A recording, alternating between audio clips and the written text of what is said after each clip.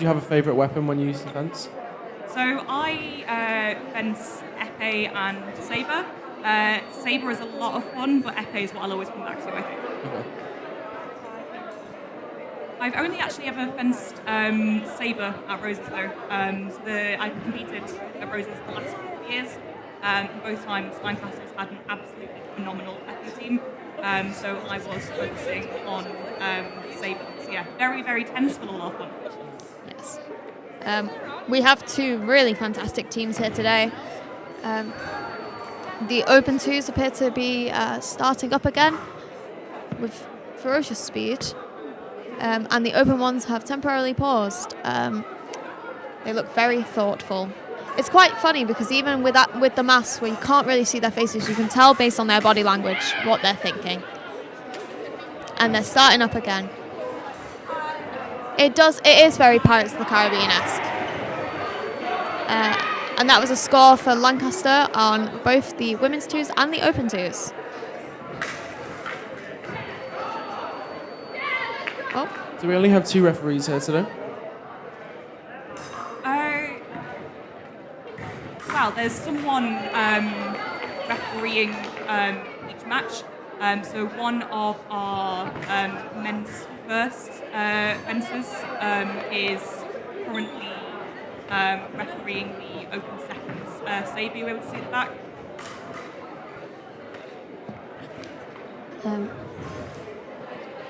I think the Open 2s are the very speedy ones this time around. I think that was a point for York. The Open 2s are currently fencing ethnic. So this is no priority. So if there's a simultaneous touch, both fencers get a point, and the target area is all over the body. It's surprising that they're being so quick actually, because FA is known for being by far the slowest of the weapons. There has actually been some quite new rules introduced to fencing about passivity in FA, where essentially fencers get penalised if they go for more than a minute without any touches. Wow. Seems a bit unfair. And is it the same with all 3 types that you have to get 5 points to finish your round? Yes. So the scoring in terms of like the points is the exact same for all 3 weapons. So the fences change in foil and épée. It happens sometimes if we run out all 3 minutes, but usually it'll be when we hit the next iteration of 5 points. And the question that we're all asking, what happens if there's a tie break? Do they have to do another one to see who gets 6 first, or do they both finish anyway? So yeah, it's essentially a tie break, but in a match like this, only at the very end. So it wouldn't be unusual in épée for, say, the first bout to end on 5-5. But it wouldn't finish on 45-45. There has to be an overall winner at that point. Yes. So in foil and sabre, 2 points being scored just can't happen at all. The referee will call a simultaneous where no one gets a point if basically both fences have done the exact same thing, or it will just be a point given to one team. In épée, doubles do happen, but if it was the last point of a bout, because we can't have a tie, the referee would just null that point and you'd carry on fencing again. Okay. We'd again like to apologise for the ringing sound. We're not sure where it's coming from. What do you think it could be? So the beeping that is happening is, because as we were talking about, the fences have to be plugged in. So there is a wire that is going through their jacket to plug them in. And if that wire isn't connected, so people will take it out when they're changing which fencer is on the piste, the box will beep at you. So we are quite literally hearing the hum of electricity. Well, it's doing it on purpose, but yes, that's what's happening. So you'll quite often hear this same beeping. Foils are the weapon that are most prone to breaking, and if they break, quite often this noise will start going again. I've heard it referred to as the white light disco quite a lot. So you get this beeping going on. I think honestly, I've been around fencing so much that I kind of tune it out at this point. But it's quite a noisy sport if you're not used to it, I think. And ironically, as you said that, the beeping stopped. Yes, so we have for women's first 2 foilists set up in piste, about to start their next bout. So going into this bout, it's the second one, and we are currently 5 to Lancaster, 3 to York.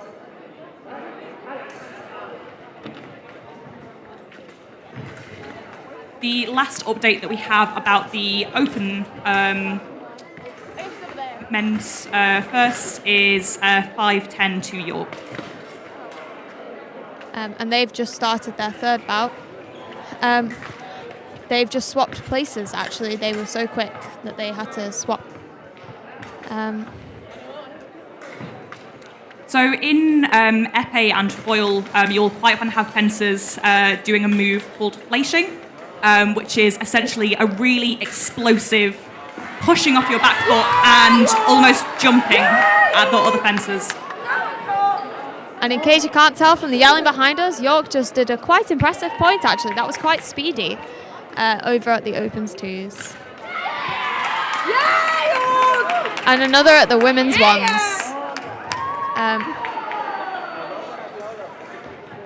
The score is now equalised for the women's ones, and this bout is going up to the first team to hit 10 points.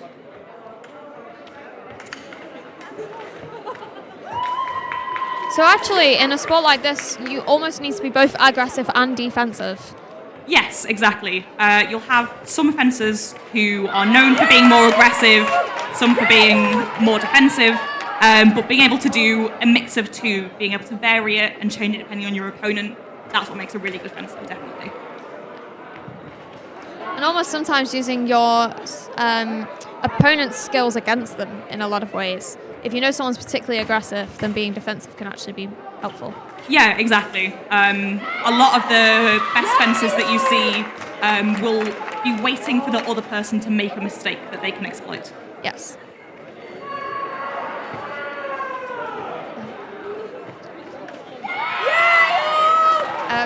The York opponent on women's ones is doing this quite quickly.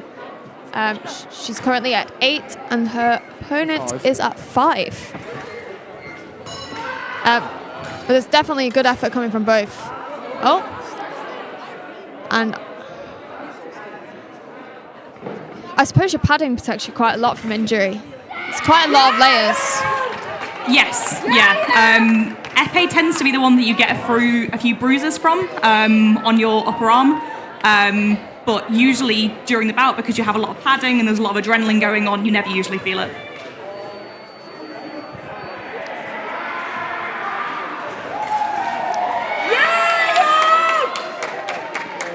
And that was a 5-10 victory for York on the women's ones. And they are swapping again. Hope, have they swapped swords or are they still on sabre? So the women's first are still on foil. So the matches, you don't change weapon in between. So this we'll do foil until we get to one of the teams on 45, then do all of the épée or sabre match, then do all of the last one. So fencing is essentially 3 linked but different sports that you play one after the other. This makes sense. And the open ones are actually, they're being quite tactical at the moment. Oh, there's the speed. They actually went off the sort of metal so underline. The piste is what the fencing area is called. So we have these pistes, both so that you can tell quite clearly where you are and aren't allowed to be while you're fencing, and they're also grounded. Which means that if you hit the floor accidentally, then the box isn't going to go off. This is important especially in épée, because one of the more technical things you can do is try and hit your opponent's foot. So it's very easy then to accidentally hit the floor, so it makes it easier for the referee to be able to tell whether it's been a successful foot hit or whether it's been a floor hit. Yes, this makes sense. There's a few different markings on the piece. What do they That's a great question. So two of the markings are what we call our on-guard lines. It's basically where the fencers return to at the start of every point. The rest of the lines are essentially to be able to kind of tell how far forward or back you are on the piste. So there's one in the middle, and the important one is the back line. So the line that is drawn on that is close to the end of the piste, your front foot can't move over that back line, otherwise you've basically gone off the back and it's a point for your opposition. And I'm assuming that means you can't step to the side of it either. If you step off the piste, then it doesn't mean that your opponent gets a point, but the fencing stops, essentially. So if you were doing a fleisch, which is this very aggressive, explosive attack, you basically, so you don't run the other person over, will kind of step off the piste as you're doing it. So if in one action you manage to hit the other person, it can be your point. But if not, then you basically stepped off the piste and it wouldn't be awarded to you. So if you're being pushed to the back line, trying to not go over is the important thing with the piste. Still on the women's ones, we're still getting quite a lot of speed, so it's currently 6 to Lancaster and 14 to York, and they just scored again. So that was actually a 15 to York and a 6 to Lancaster. Yeah, so that's the end of our third bout. So we'll be switching fences for the women's first now. And it is 11:49. We just had the end of a bout over at the women's twos as well. They look quite tired, actually. The last update I have about the open one spoil score was 9-18 to York. Wow, York is really killing this York's today. doing well.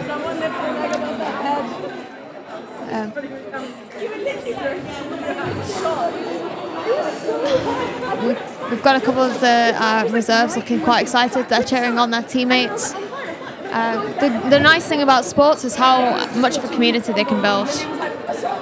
Yeah, absolutely. The fencing club was such an important part of my time at university.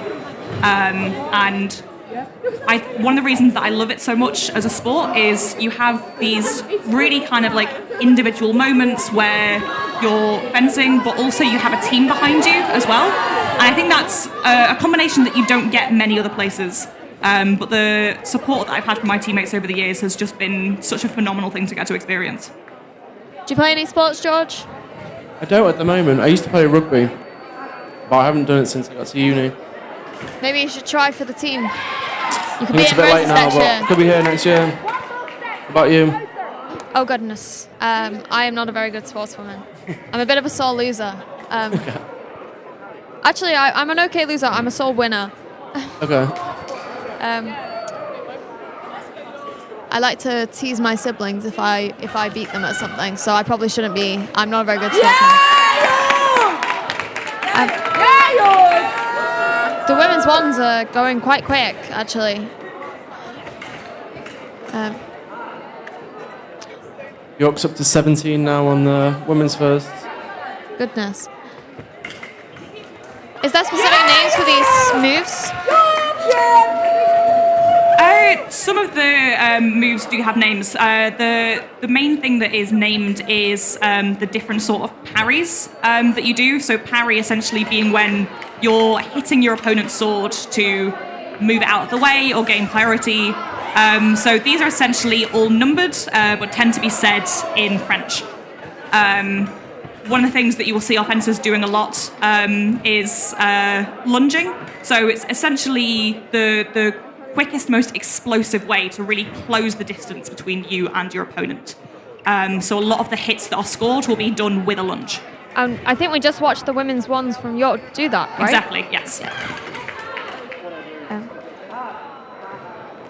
In that case, it appeared to have been to her disadvantage as Lancaster just got the hit in. Yeah, so in that instance, the York fencer lunged to attack, and the Lancaster fencer managed to parry her attack. So once you see a lot of fencing get refereed, the referee is doing something very specific with his arms to indicate who gets the score and why. So this crossing over his arm is indicating that that hit that just happened then was off target, so no one got a point. So does that mean that they hit the wrong part of the body? Yeah, exactly. So in foil, you can only get points by hitting the chest or the bottom of the mask. So anywhere that you might be able to see that is silver, that's where you need to be hitting. So accidentally hitting the leg or the arm is very common. So they're not allowed to hit. So they are allowed to hit the arm. You can never score a point by hitting there. So Okay. there's no point on doing it So on you want purpose. to hit the torso. Yes, exactly. I suppose this helps to prevent injuries as well. If you're hitting someone in the arm and they happen to be holding a sword on there. And So- that was another point for Lancaster at the women's ones. So the current score is 8 to Lancaster, 19. 19. We should keep George in charge of the score. I can see the score well. Yeah. Hope and I have the unhelpful disadvantage of being quite short individuals. But George is quite tall and he is able to see over the Lancaster team who are sat in front of us. It's now 8 to Lancaster, 20 to York. And they need 45 points, correct? Yes, exactly. So because there are going to be 3 fencers on each side, all fencing each of their opponents once, so 9 bouts, going up to 5 each time, total of 45 points. So the overall winner for each team, so open first, women's first, etc., is going to be based on who gets the most points out of 135. So it's not just 2 out of 3 weapons; it's points in total. So you don't just want to be winning; you want to be winning by as many points as possible. This makes sense. If you win all 3, but maybe 2, and then they're always very close. It could actually push the other team into winning. Yeah, exactly. So if there's then a tie on the score to 135, then you go off of who won the most weapons. I have actually seen this happen in books matches before. Very tense. Goodness. For those of you listening at home who might not be aware of who books are, they are the British Universities and College Sports. Both Lancaster and York are members, and they have some big sports leagues, of which some sports, both Lancaster and York, have been champion. I have to be honest with you all, I do not know what Lancaster nor York's standing is in fencing at books. I can probably help with that. So Lancaster has 4 books teams, men's first, men's seconds, women's first, women's seconds. York has 3, men's first, men's seconds, and women's firsts. And as far as I'm aware, so we have these different leagues in books. So Lancaster women's teams are both in the Northern 1A. The men's first are in the Northern 1A, men's seconds in the Northern 2A. And I think York are in a very similar standing in books, actually. So we've had a lot of books matches between the two over the last years, kind of building the tension towards roses. So York are in the same league as Lancaster women's first team. Their men's first are in the same league as our men's first. So there have been a lot of fencing between people in this room over the last year. And it's 11:57. We actually just had a yellow card at the women's ones. I'm not fully sure what happened there, but it was given to both of them, pointed at York first. I believe they ran into each other and continued. So one of the things that you will sometimes see cards for given in foil as well is for covering. So because only the chest is target area, if you are seen to be deliberately using your hand or your head to cover the target area so that other person's at a disadvantage, that's not allowed and it's something that you get carded for. Because it's unchivalrous. We're going back to chivalry. I imagine that sometimes it can be quite an honest mistake. Yes, yeah, it's absolutely something that happens accidentally a lot of the time. But because it puts your opponent at a disadvantage, it is something that you have to be conscious of, and you would still get carded for even if it is accidental. It's the same as sometimes if a netballer takes an extra step when they're not allowed to. Yes, yeah, exactly. Your instincts can kick in, but your instincts are not the rules of the game. If you get 2 yellow cards, does that equal a red? 2 yellow cards for the same thing. Okay. Yes. And if you get a red card, that means a point for the other person. Then women's 1 York needs to be wary. They've already got a yellow card. The open ones appear to be beginning again. That I can see the Lancastrian doing a big stretch. And there they go. They are very fast. I wonder if there's often a disadvantage around your size, like your height. There's more of you to hit. I mean, height is usually more an advantage than disadvantage. There is certainly more of you to hit, but long legs is one of the best things that you can have as a fencer. As we were saying before, lunges is one of the things that you'll see people doing a lot, and if you have a really long lunge, that can put you at a massive advantage. Especially if you have a small torso as well. Yes, yeah, and if you're tall, simply being able to hit kind of from above someone can really help as well. As long as you don't poke them in the eye in the process. Well, you can't, there's a mask in the way, but... Yeah, something that is a big thing to consider as well is whether you are right or left-handed, because that can have a big kind of impact in how you play, because everything's reversed.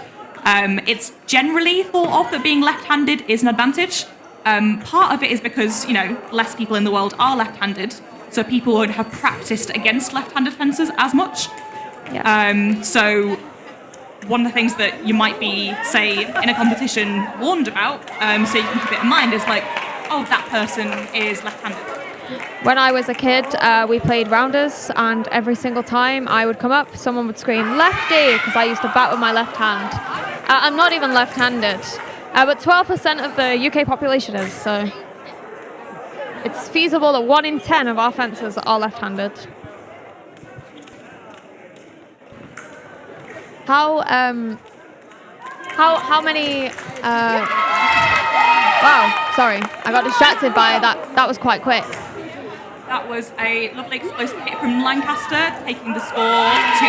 That was another one. So we're now on 13 to Lancaster, 23 to York. Wow, they're closing the gap. It was actually a bit wide at the start.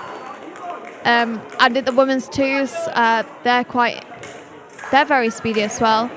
The referee is restarting them. I think they did an illegal move there.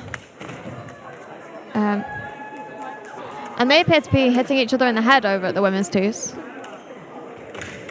Yeah, that's one of the things that you'll see most often happening in Sabre, because you're sort of slashing towards the upper part of the body. And I'm assuming the swords are blunted. Yes, they are blunted, they're not sharp. They're also surprisingly flexible, especially foils, because you're fencing at close quarters, kind of flicking your blade almost. A quite high level of foil. You will sometimes see people hitting each other in the back with foils. Yep. So you have to get very good at a sort of very sharp flick of the wrist, and the tip of your foil will kind of curve round and hit someone else on the back. When done properly, it's very impressive. We appear to be going into some sort of interval. Women's, the open 2s are still going over there. And we just had the York individual run straight into the Lancaster one and actually knock him to the floor, which I'm assuming is not allowed. No, it's usually frowned upon. It did look accidental, to be fair, though the Lancaster has just taken a moment and is now stretching his legs. He's actually doubled over, but he looks okay. But they just appear to be taking a break. This is, and it's just past noon now. It's 2 past 12. and the open ones appear to be on a break as well. So the reason that they've changed fences without it going to this kind of interval of like 5, 10, 15, etc. This happens when the 3 minutes on the clock runs out. So it's 3 minutes of active fencing time. So the clock kind of you'll start it and stop it as the referee. So it's only running down when you're actually fencing. So this next bout will be going up to 30 points. Wow. So it's going to be quite tough for both teams, actually. Do they both have to get to the 30? So they'll next switch fences either when another 3 minutes has run out or when one of them will get to 30. So you almost need the person before you to succeed as well, because otherwise you've got more points to get. Yeah, you've got more points to get, especially if you're behind, that's true.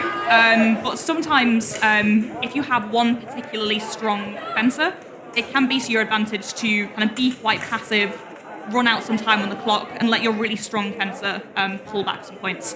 Yes. So something that you'll hear fencers talking about quite a lot in a team match is the order that you fence in. It's referred to as your seeding.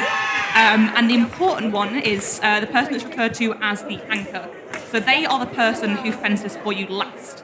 Okay. And you basically always want that to be your strongest fencer, because if you are behind going into your last bout, they're the one that you want to be the strongest, who can pull it back and make up points for you. So it can be a lot of pressure to be the anchor, because it's all on you at the last bout. But it's something that because of a lot of experience in books matches, our fencers will be used to. And something's happening at the women's ones. They appear to be tightening the sword. Yes. So this is a very common bit of maintenance that happens with the kit. You use an Allen key to essentially tighten the handle. Because your swords get hit a lot, they can become loose quite easily. So taking a second to do a quick repair in the middle of a bout is pretty common at a competition. Yes, and that was the Lancaster fencer for the women's ones. She was also testing how bendy her sword was before, so we got to see the flexibility in real time. And we can actually see it shaking now. Can you do me a favor? And we just had another over at the Open Twos, another body to body. They just keep running into each other.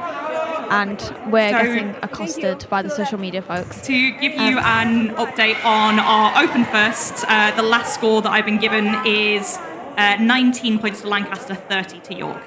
And that's over at the Open Ones. And it is 12:05. And we just had a little bit of a run-in over at the women's ones. Though based on the frantic apology, I'm going to assume that was an accident. We always believe in good sportsmanship over at Rose's. The teasing might happen in the audience, but the competitors always get along, we hope. And we can see some maintenance going on at the women's twos. Fasten the helmet, making sure it doesn't fall off. The mask, should use the correct terms. But it's the Open twos where the crowd really is. There's a lot of people over there. Yeah, Sabre is a very fun one to watch, which is... Open twos. Open twos are on FA at the moment, yes. Women's twos are on Sabre. The Sabre's just quite fun to look at. The handles are quite snazzy, I think. Yes, so at the very bottom of a Sabre, there is a kind of curved guard that protects your hand. That's both so no one whacks you in the hand, because it hurts quite a lot when that happens, and is also quite an important thing for when you are parrying, so trying to regain priority by showing that you block your opponent's sword before you start your own attack. Yes, because we discussed this earlier, but if you're the aggressor and you both hit at the same time, you get the point. So you want to show that you're defending yourself. And that appears to be the end for the women's twos. But it wasn't fully clear on our end who won. And we're enjoying all the signs. We've got a couple people out here with placards today. There was quite a few yesterday as well. I don't know if you spotted any that you particularly liked. I know that York was quite hurt by the no long boy sign that was on the stage yesterday. Rest in peace to the longest of boys. I think a sign that I saw at the women's footy, which was you need to call your mum because you left your game at home, I thought was quite fun. That's quite savage, actually. I like that. And that was a hit to Lancaster for the women's first, bringing them to 16. York are on 28. So there's currently 52 seconds left of that match, and the Lancaster fencers will be trying to bring back as many points as possible. And they are moving at such speed, and they are hitting each other in the legs, but that is not a And line. that is another point to Lancaster there, bringing them up to 17. She managed to clip the torso. And their lunges are quite ferocious. And the women's one's Lancaster competitor appears to have fallen over. Meanwhile, over at the women's twos, the Lancastrians have just scored, and both opens are currently on their break.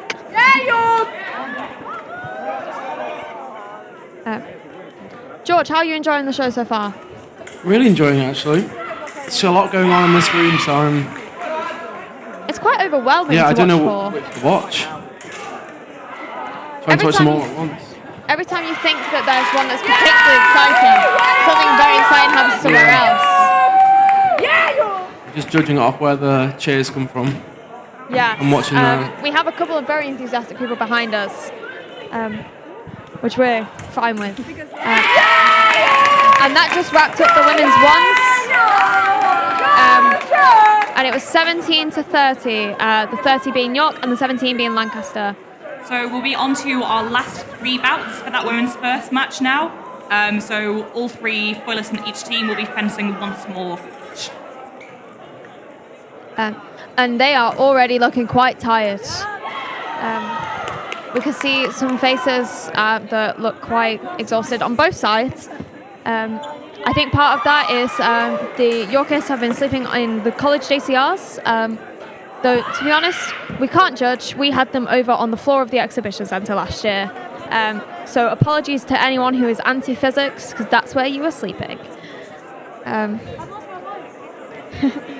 And I love how enthusiastic everyone is about getting involved. There's a lot of hugging.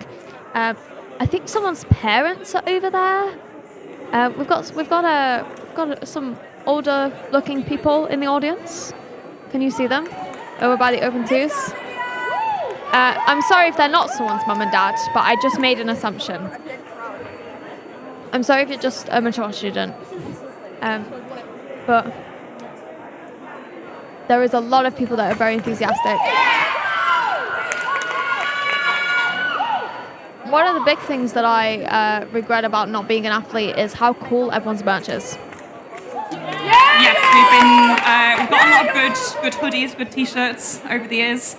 I decided against wearing my Roses 29 t-shirt today, just because it would really make clear how old I am. I won't make you feel any older, Hope, I promise. Have you been to a Roses before, George? I haven't, no. You were first year? No, I'm second year now, but it was Nice. was in York last year, so I didn't go. You wouldn't come visit us? This pains me. No. I can't actually judge. Last year was my first Roses. I spent all of it giving out the wristbands for the opening ceremony and then the wristbands for the closing ceremony. So this is the first time I've actually watched the sports of Roses. I am loving the street food outside as well. Yeah. That's not related to fencing, that's just a fun comment. I like how apologetic they are when they realise they've done it incorrectly. They do that thing that you do when you cross the road, like with the hand up. That's a very good way of explaining it. Actually, the little hand up. Thank you for letting me across is basically the same sign that you'll do as a I bumped you accidentally. I'm sorry. That happens quite a lot. Didn't mean to hit you in the neck. I was trying to hit you in the chest. Exactly. But there is definitely a lot of chivalry going on here. And that was a hit to Lancaster, who are trying to bring back the points at the moment. The current score is 20 to Lancaster, 32 to York. And that's in the women's, and York just scored again. It is 13 past 12. The Opens are still on a break over at the twos, and they are going actually quite slowly over at the ones. They're not doing it with the same velocity. I spoke too soon. They just lunged. It was like they were doing a little trial run just to make sure they liked the vibe. One of the big things you'll see a lot in fencing is people varying their speed. You want to be difficult to predict to be a good fencer. So if you're being really quick all the time, that's predictable. But if you can vary your speed and be explosive all of a sudden when you're being quick, that's going to be really to your advantage. Let people to get their guard down. York's got to 35 now on the women's firsts. So that means they swap again. Yeah, so we'll be moving into the last couple of bouts on the women's foil now. Potentially only 2 more to go. And of course, the matches can run at different speeds. So how long approximately does a fencing match normally last? So for a match of like this structure, where you're doing all 3 weapons for 45 each, 3 hours is about normal. Oh, wow. That's certainly what we would hire a hall for if we're doing a books match against another university. Wow. So basically, these guys are going to be really hungry after this. Yes. And so are we. That's absolutely going to be the case. I'm now understanding why Hope brought snacks.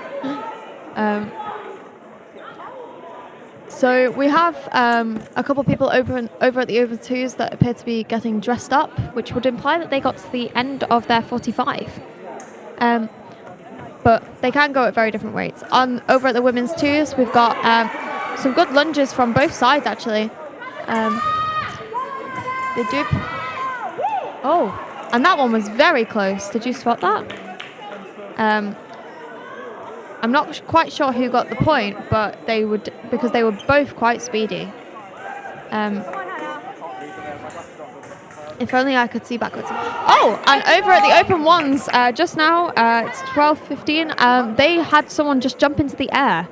So the open ones score, my last update was that it was 23 to Lancaster, 34 to York. Goodness, so they are extremely close.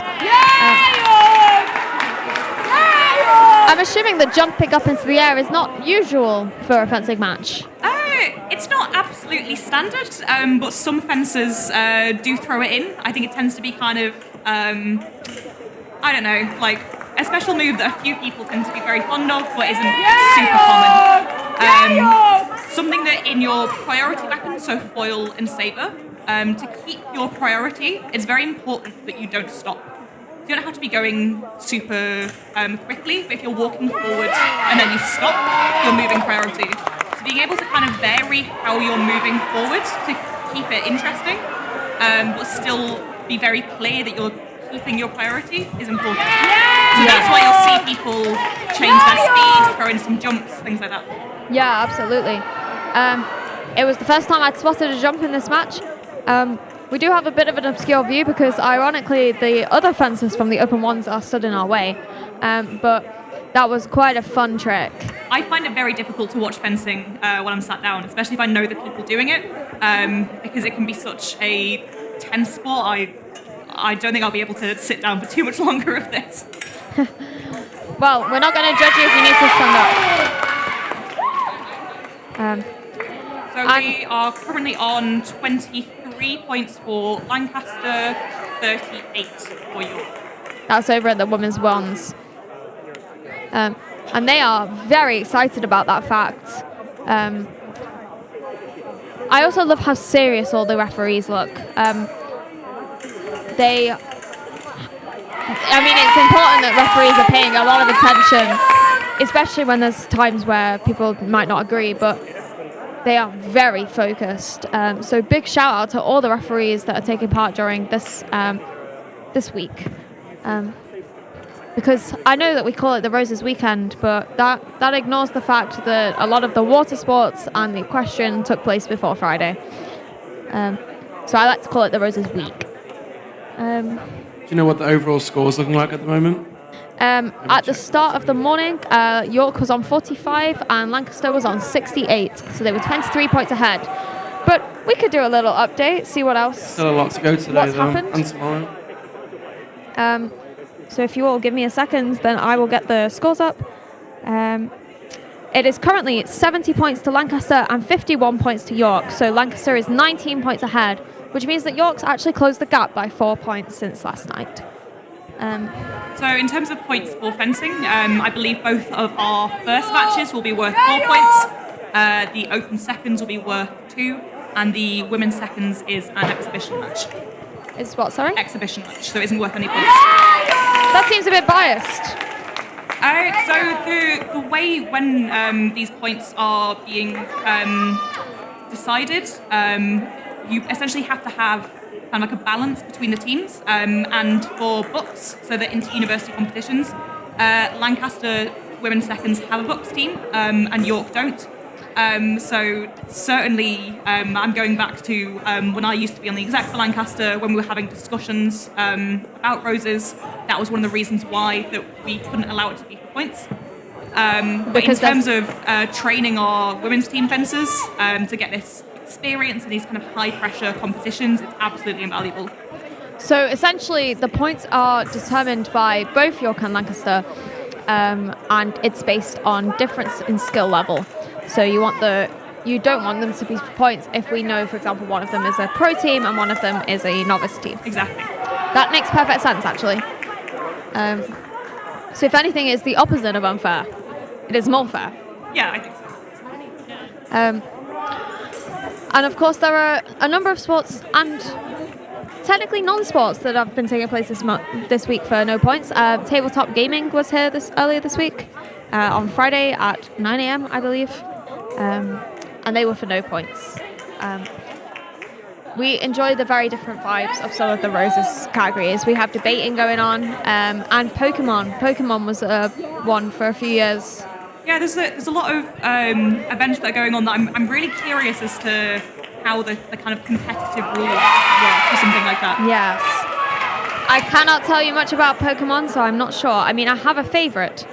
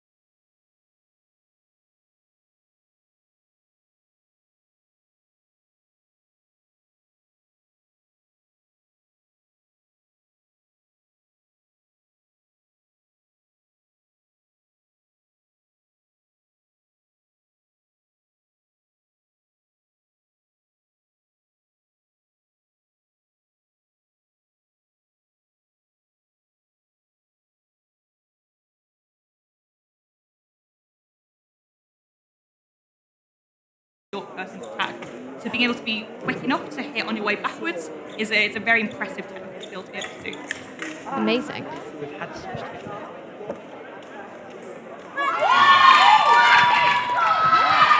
And we know that there's still some technical difficulties taking place on YSTV and LA1 TV? LA1 TV. I'm so sorry for Lancaster.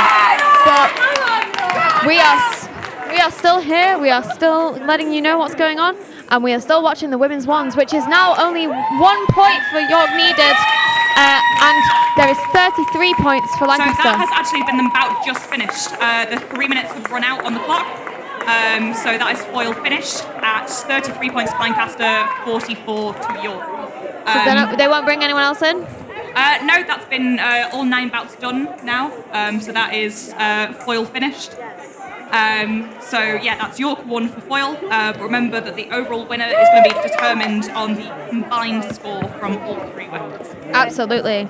So York women's ones need to focus now on their saber and their épée. Oh, I'm so sorry. And I'm so glad we have Hope here to remember the names of the 3 different types. Is there a set order? Do they get to choose whichever order they want as the competition goes? So there's no set order.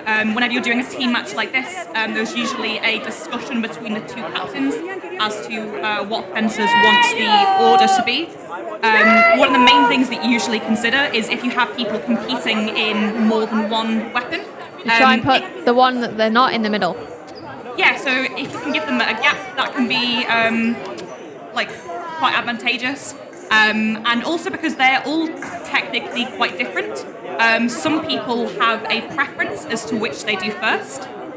So because for foil and saber, they involve what's called point control. So being really technical about being to aim with the tip of your sword, and saber is quite slashy. I know a lot of people who don't like to do saber first because it can be really difficult to do that really technical point control after you've done something slashy and aggressive like saber. So you'd normally do saber last? I wouldn't say normally. It's usually depending on the preferences from your own team, but then also you have to agree with your opponent's captain. So you usually have sometimes a bit of a compromise and basically trying to get all of the fencers involved as happy as possible with weapon order. Because I'm right in believing that women's twos were doing the saber. Yes, so women's twos started off on saber, yes. Yes, so the opposite of what women's ones have been doing.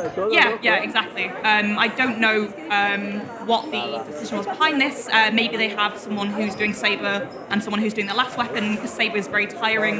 Give them a break. It might have been something like that. That's why they made the decision. Absolutely. It's all about being careful about the order you do things. And they all add up to the final result, so you want to be kind of tactical with your option. Exactly. But you also don't want to offend the other team in the process. I imagine it's quite a democratic process of deciding. Yeah, so we have a final score for the open firsts foil, which was 34 to Lancaster, 43 to York. So we have the end of both the firsts, and it is 12-28. York seems to be winning overall then, so far. Yeah, I don't know quite what the scores are for the seconds matches, but coming out of the first weapon, they are winning for both first matches, yeah. That shouldn't mean that York should get overconfident, though. We know how quickly that these games can change. Still a lot to go.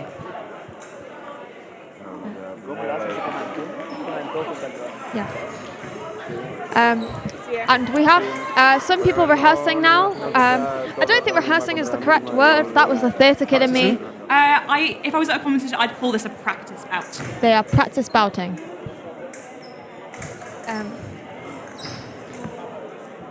I imagine if it hurts their knees occasionally falling like that. Yeah, because you spend a lot of time squatting. Your knees are certainly something to consider. So what we call your on guard position, which is your sort of like neutral thing with your sort of L-shaped legs and you're squatting down a little bit, is the position that you kind of always come back to. It's your like sort of home position as a fencer almost. So getting the stamina to be kind of squatting for that long is one of the key things that you first develop when you're learning to fence. I will be honest, I'm getting tired of watching this. I can't imagine having to do it, especially for 3 hours. I know that they have a relative break, but in the grand scheme of things, they are all fencing for quite a long time. Yeah, and not everyone will be fencing in all 3 events, but I know that we have at least a couple of people, probably more, who are fencing in all 3, some of the teams. And if any of them come over, we might try and corner them and try and interview them. But we are currently in the media corner. We know that there's been an issue with the cameras, so you can't see where we are, but we have quite a nice view, actually. But we are quite out of the way for anyone that's trying to exit, which actually works quite well because it means if people come in, we don't catch them on the mic, we hope.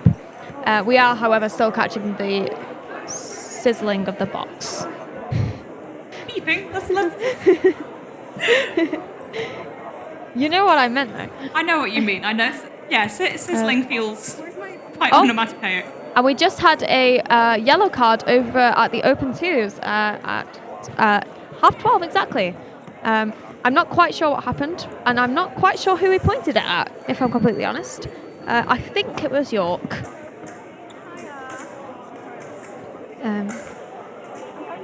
But Open 2s and Open 1s are back on it, and so are the Women's 2s, but the Women's 1s are still on their break. So the Women's 2s are currently doing etiquette, and the Open 2s are on foil. So etiquette is, we don't have priority, so double points can be scored, and the target area is the whole body, and it tends to be slower. And yeah, as I said, the Open 2s are on foil. Target area is the chest, the priority weapon, so you have to show that you're the aggressor, and it's kind of the middle one in terms of speed. And we have quite a lot of spectators at this point. There's actually more people coming in. Okay. And they are going at some speed. I do enjoy the politeness of everyone like ducking their heads to each other. It's very, very respectful. It's not like other sports where there's quite a lot of heckling, actually. I don't know how much heckling you've witnessed over the road this weekend, but I've witnessed both from both sides. I feel like I notice Lancaster's more just because there's more people from Lancaster here, and therefore they're much, much louder. Something that we haven't heard so much from the fencers, but I think we will do as more people are doing sabre especially, is screaming from the fencers. Especially in these priority weapons where the referee can be making quite tricky decisions about whose point it is. You want to show how confident that you are that it's your point. So especially in sabre where things are very close, you will see a lot of the time fencers absolutely screaming. At the ref?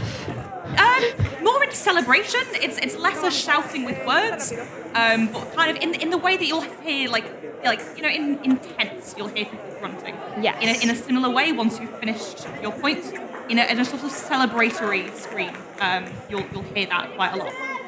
We did have that a little bit in the volleyball yesterday. I don't know if you were there, but there was quite a lot of excitement and at least one injury. It was on the Lancaster side. There might have been 2. I've forgotten. But no, they are getting a lot quicker. But actually, their breaks are getting slightly longer. And I love the team spirit that everyone's got. I don't know if you guys have noticed, but there's a lot of Lancastrians with red in their hairs, hair ribbons, and the opposite for York with the white or the gold. Yeah, there's a lot of red kind of war stripes on the faces of Lancaster fencers as well. I'm very glad that we didn't do what happened a couple of years ago when there was a red lipstick that was brought in by myself that didn't come off some people's faces for about 2 days afterwards. Oh dear. So they were really committed to showing that. Just walking into your organic chemistry lecture and you've got a red stain on your face. I had a similar experience when I was younger. We went as Carrie for Halloween. You can finish that story in your own mind. Over at the Open 2s, they've got... you can actually see the flexibilities in their swords, actually. They are actually bending when they're being hit. I assume this actually helps to prevent injury to the wrist as well. Reduces the pressure a little bit.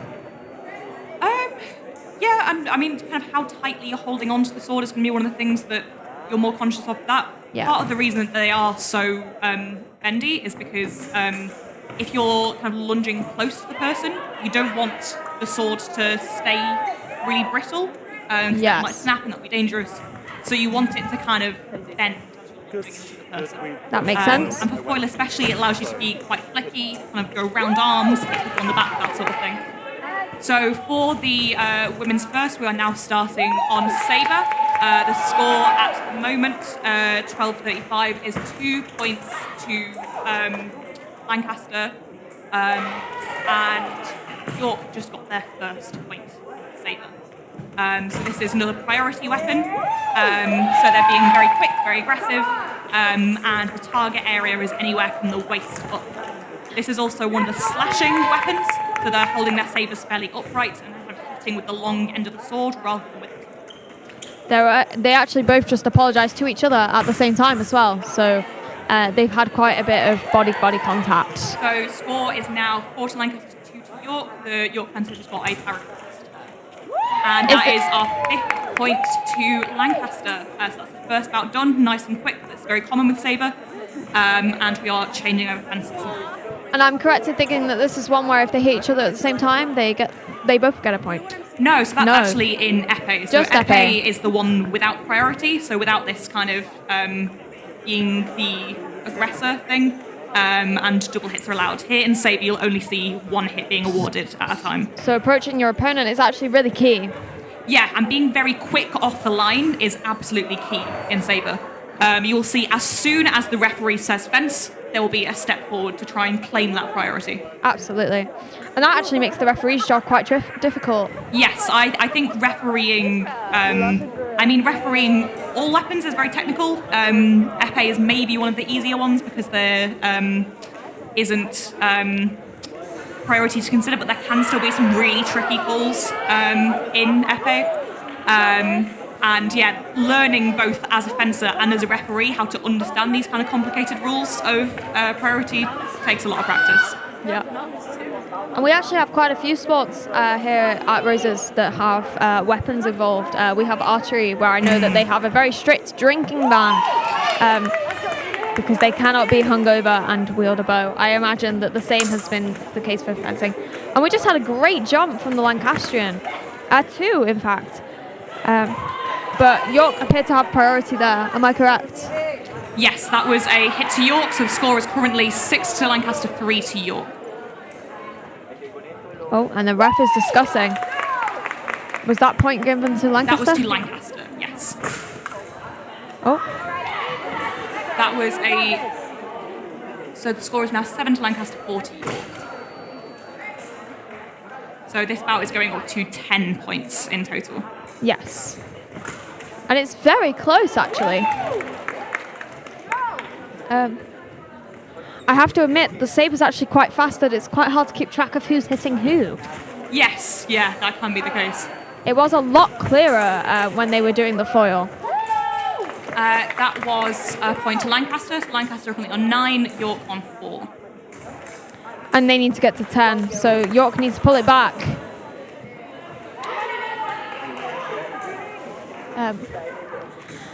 And I like how they turn to the referee. The referee is the leader in this scenario. That was a point to Lancaster. So that will be... And we had a slight tantrum there. I think it was accidental. Yeah, she's apologised to the ref, said it was an accident. But one of the, in terms of, because it is, as you say, very chivalrous sport, one of the big no-nos is in frustration throwing your mask. That is, it does happen accidentally sometimes, as in this case, but doing it on purpose is something that is seems very, unsportsmanly. Partly because it makes quite a loud noise. They must be heavier than I thought they were. Because, in terms of us having these 4 matches on at once, this is actually a kind of luxuriously big amount of space for fencing competitions in general. So when you have people fencing in front of you, behind you, so anything that can kind of distract those other people, or maybe trip them over is never going to be good. Yes, and of course it kind of ruins the risk assessment of this because Exactly. even though there are swords involved, it's actually a relatively safe sport, as we discussed earlier, and we don't want to make it an unsafe sport in the process. Right, so the women's first are gearing up to start again on their third sabre bout. So going into it, we were on 10 to Lancaster, 5 to York, and that was a hit for Lancaster. Let's go! I think one of the bonuses that Lancaster is having in this round is that they tend to be lunging before York, and we're often on York's side of the metal ramp. Yes. They need to be a bit speedier in their lunging, I think. And that's not me being biased, I promise. So currently on 14 to Lancaster, 5 to York. So one more for Lancaster and they'll have won this bout. That was a hit to York. So they were pushing the Lancaster fencer backwards down the piece, so they had priority for that hit. Yeah, and it was actually quite impressive because they didn't have priority at the beginning. They were pushed backwards and then pushed back. Exactly, yeah. So that was a point for Lancaster. We are now on 15 to Lancaster, 6 to York, going into our fourth bout now. What we're learning is that there's potentially different top skills for the two groups, because I thought foil was quite strong on York for the women's ones, but sabre appears to be Lancaster's forte. It might come down to the épée. Yes, yeah. One of the things that can make fencing matches very difficult to predict is that different teams can have really differing strengths in the different weapons. Yes. And because we combine the scores, they can be, winning on some, losing on others. And also, if you're winning, you want to be winning by as big of a gap as possible. Yes. So every point counts. And it's the same in the wider Roses competition. Every single point can make the difference. We lost by quite a small margin over at York last year. In an unbiased way, Lancaster won by quite a small margin last year. And can they go for the head in the sabre? Yes, so anything from the waist up is sabre. So something you might be able to see is there's a very small wire connecting their mask to their lame, the silver jacket you're wearing. Yes. And that is so that the mask is also connected to the electrics. So that if they touch the mask, they still get the point. Exactly. But you can't go for the legs. That's very unsportsmanlike. Over at the women's twos, there's quite a lot going on as well. They look very focused. We have an individual who's recording it for them. I'm assuming that's going to go on the Instagram later. Assuming that the team being recorded is winning. That was a really nice long attack from Lancaster there. They've been getting up points quickly, so they're currently on 19 for Lancaster. Women's 1 sabre, 6 for York. And that is at 12:42. And that is another point for Lancaster. So that's up to 20 hits now. So we are changing on to the next fencers. It's going quite quick, this one, isn't it? It is. Yeah, so for the other two, we were having for each bout a timer of 3 minutes of active fencing. For sabre, we basically just, no one bothers. Even at the Olympics, they don't bother timing it because it's so quick, there's no need to. And that probably explains why the women's twos finished quite early in comparison to the women's ones. Yeah, exactly. What's going on over at the Opens? I am too short. They are both matching. Opens ones, that was very speedy from Lancaster there. That was a speedy point. Yeah, very explosive hit there. So the Open first are currently doing épée. And the Open twos are on... The Open twos are on foil. Interesting. So we've actually got all three different types of swords going on at the same time, because we have the Open twos on the foil, the Opens ones on the épée, and the women's ones on the sabre, which is nice. So if you are particularly interested in one or the other, we are in the Lancaster Sports Arena. I believe it's Arena 2. Yes, yeah, at the back of the sports hall. And we have a couple more people coming in, including with food. I'm quite jealous. But it is really heating up. And people are getting more excited and they're cheering even louder. George, can you see the that score? was first hit, so we're on Lancaster on 21, York on 6. So Lancaster is storming ahead with the saber. That was another hit for Lancaster there. They're on 22. I think that York is being disadvantaged by their not lunging fast enough. I imagine this is not a sport for the cautious. No. You have to be...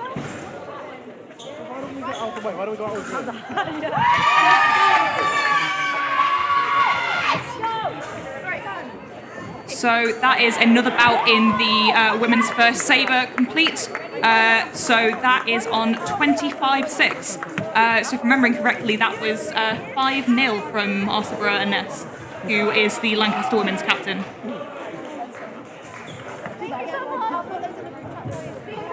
So we're changing onto the next fencers for the women's first saber, and see if someone can get us a score update for the open men's, who are currently on an early bout for their épée.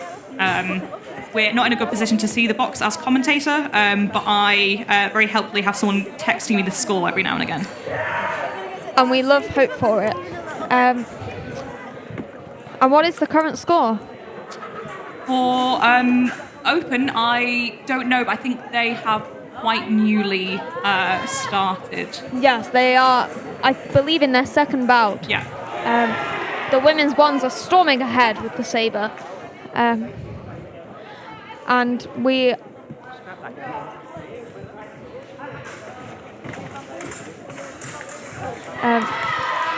and it is really energetic in this room. I've just been alerted that the cameras are back on. So welcome back to all the TV folks. And we're sorry that was to another hit for Lancaster in the women's first saber. Lancaster on 26, York are on 7. And they are doing incredible. No, we have a fantastic. It's really fun to watch. Why was this not our opening ceremony? Sorry, volleyball. We really enjoyed you as well. Maybe that's the plan for next year. So we should have a fencing opening ceremony. It would be extremely long, but extremely fun.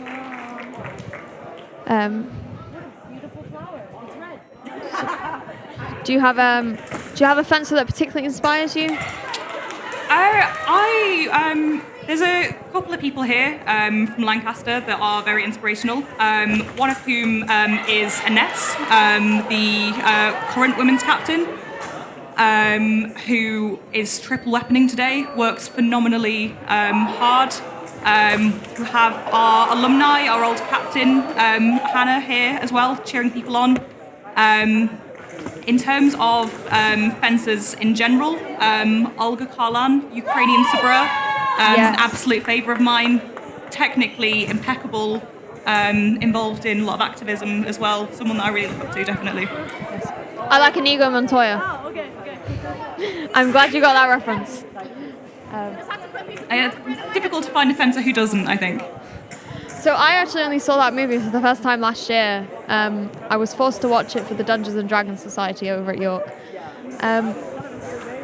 It was okay. We appear to be having a break at the women's. Lancaster hits 30 and York is on 10 over at the women's ones. And we have some good camaraderie over at the women's twos. You'll quite often see when we have new fencers switching on, some are both helping them to get everything clipped into position. There's also a really good chance for people on the team to give each other a bit of a pep talk tactics, anything like that. A good team can really make or break it. Absolutely. In terms of the support, in terms of giving advice between hits, it's really, really key. Being aware of one another's strengths and weaknesses as well sounds like it can really help with making sure that the right person is your anchor. Yeah, absolutely. Especially because I'm assuming all three categories have different anchors. Even if someone is an anchor in one, does not necessarily mean they'll be the anchor in the other. Yeah, exactly. we've actually seen a beautiful collection of teamwork over the course of this weekend, and I'm sure we will see plenty more with the enthusiasm of the different teams and how closely they all work together and train together, and of course win and lose together. Absolutely. So that was a point to Lancaster on a lovely long attack, pushing the other person back down the piste, bringing the score to 33 for Lancaster, 12 to York in the women's first sabre. York appears to have been lunging a little bit more this time. Oh, I spoke too soon. I'm so sorry for jinxing you, York. But no. So that is in another quick couple of points. Lancaster on 35 points to York's 12. And that is so we're switching fences onto the last 3 bouts now. And that is at 12:50. The last 2 bouts? Last... 45? Yes. Despite the fact that I'm currently doing a maths PhD, I can't count. That's all right. The historians are here. What do you study, George? History and politics. Nice. I studied history. So the real question is, do you know the history of dueling? No, Oh. it's not my speciality. I really feel like we could have really shook up Hamilton the musical if we'd had a fencing in there. I know that he didn't die in that kind of duel, but it would have been more exciting to watch. But this stage would have been a lot of fun, I think. Yeah. Fencing is one of those sports where even though there's actually only 2 people in the match at any given point, it feels like there's a lot of people there just because of the speed. Yeah. But it's definitely one that requires a lot of practice, and I imagine a lot of training to make sure that everyone's safe. Yep, a big thing, especially in sabre, is muscle memory. It happens so quickly that you really can't be thinking while you're in the middle. So any decisions that you're making basically happen before the referee has said fence. The muscle memory is so key. And in that sense, having more experience can be a really strong advantage. You become used to different types of attacks and different methods. Yeah, exactly. It's a lot like chess in that sense. Yes, chess is a comparison that happens a lot. Chess with swords is one that I've heard. We've had a few quick points from Lancaster. So Lancaster currently on 39, York on 14. So 1 more point needed by Lancaster to go into the last bout. And I think they just got it. They just got it, yeah. Congratulations to Lancaster. There is 1 more bout for sabre for the women's ones. And they need 5 points to finish it up. And York need 31. It's not impossible. No, big comebacks are absolutely something that do happen. It can be some of the most exciting fencing to watch. But yeah, it's to 45 in total. So Lancaster are going to be trying to get those 5 points as quickly as possible because as they came out with less points than York in foil, they want as much of a lead as possible going into épée, their last bout. Absolutely. And I actually really love rooting for the underdogs in a lot of ways. It's always really exciting. I often find that you can tell when people are determined to win based on how they always pull it back at the end. Exactly. We saw it yesterday with the netball, I think. The York team wasn't doing the best it's ever done. And then the Hornets arrived, the cheerleaders, and all of a sudden they'd scored about 10 goals. It was very impressive. The crowd support can really make a difference in something like fencing. You'll often see in competitions people from the same club crowding around to watch people fence, not just to have fun watching their friends, but to audibly be as supportive as possible. Yeah. Because especially if your opponent has someone screaming for them, you want to be as loud as you can in response. Absolutely. It's really important that people feel that they are supported. I think that's one of the joys of Roses, is that the whole university community comes together. I'm sure if we weren't currently commentating this, we would all be screaming for our respective universities. But we are. If I wasn't commentating, I'm sure I'd have a voice tomorrow. but we are being very neutral. Roses are pink. They are a mix of red and white. That is the media motto of this year, and hopefully for many years to come. And we've got a small break at the women's ones. There's been commentary. There's a commentary going on at the moment. The ref is talking to the York team, but unfortunately we can't actually hear what he's saying. Something that happens quite a lot, especially in sabre and foil, because the calls of who had priority are very technical, is people going to the referee with questions. If you're losing points on something and you don't know why, it can be really key to ask questions to the referee. They're not always necessarily obliged to give you a super in-depth answer, because referees don't want to advantage any one side. Absolutely. But understanding why you're losing priority can be really key in winning a match like this. Absolutely. And it's important that people feel that they can tell their referee things that are worrying them, because otherwise we could have a bigger problem.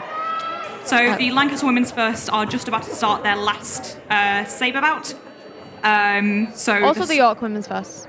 Yes, apologies. They're both there. So, yeah, I suppose if the York fencers weren't there, it wouldn't be a very good fencing match. I know what you meant, though. It's because the Lancaster women's one candidate doesn't currently have their mask on. So the score is currently 40 to Lancaster, 14 to York.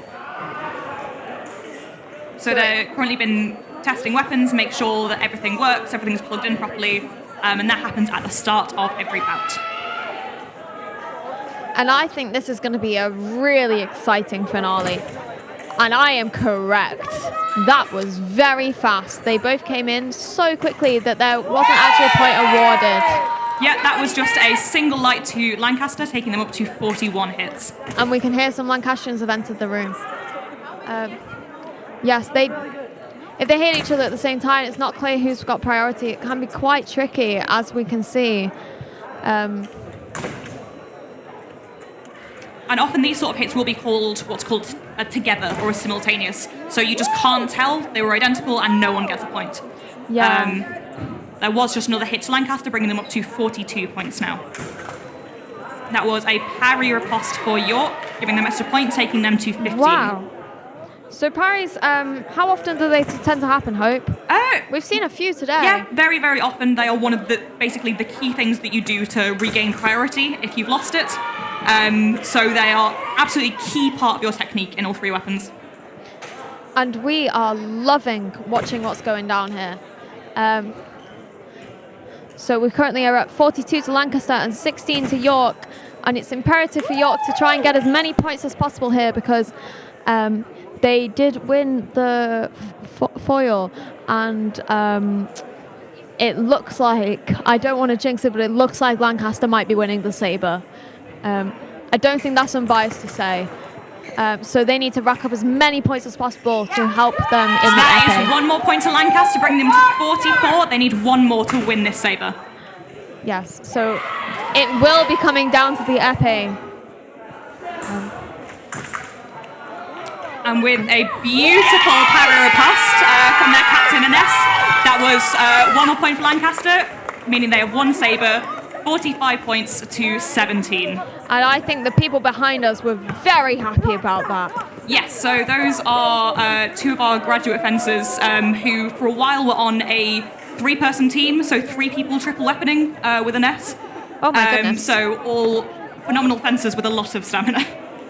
Yes. Meanwhile, I get tired going up the stairs. But that was an incredible watch.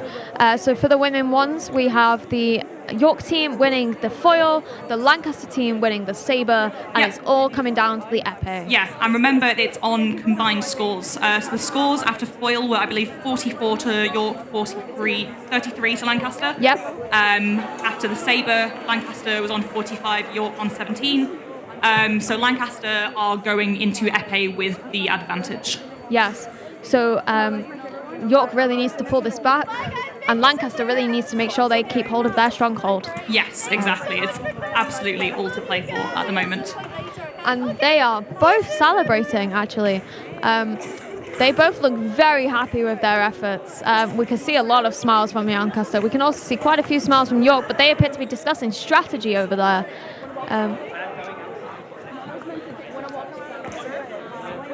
We keep our eyes peeled. Are we allowed to bring people over for an interview? Absolutely, yeah. Okay, if there are, especially if there's people who have finished fencing, I'll see if I can grab anyone. So I'd be interested to hear firsthand from people what it feels like to be fencing. Yes, let's try and grab a Lancastrian and a Yorkist. I could just holler, but I feel like I might ruin URY's microphone. But they are a very happy bunch of people. And everyone looks quite tired, actually. I feel quite bad for them. They say that if you do what you love, you'll never work a day in your life, but I think they're incorrect when it comes to sport. It is hard work, no matter how much you love it. Yeah, I think that's very true.